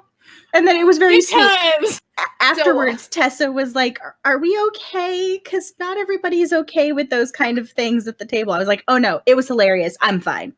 Like, okay, cool. So I'm going to reiterate, Mike. What the fuck, man? I love you, man, but what the fuck? Oh, come on. Everybody was married to Logan last campaign. It's fine. Yeah, that's true. Mike has made some pretty fucked up characters, though. Like But they're Wilson. glorious. But Lark taking is a good over boy, Mexico though. City. Well, so far. As far as we know, Lark is a good boy. See, Is that another mark for Chelsea? No, that's not a No. Tulsa reference. That was not. No. That's not okay. no, it's a Scion reference. Okay. Oh boy. So I think that's everything. So you have I those have 5 you have marks those for characters? Tullis, by the way. from Oh, you- tonight or just in No, general? from just overall that I've been in Okay. session. Yeah. That's Okay. impressive. That's not as bad as I was expecting. Yeah, that's not That's as bad as also, it could I have been. haven't watched every single session, so I don't know. Oh, okay. Well, then there's more. That's true, and Oh, I'm yeah, not there's keeping probably- track. Jay. Yes, Oh my Jay, I God. know he slept with with Jastra already, but overall, Well, I mean, at To least be it's fair, not it's just- Jastra saying that, because that'd be a lot more awkward.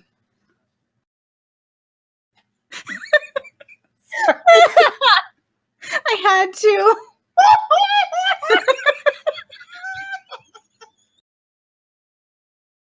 Gabby's gone. Gabby's like, I'm out.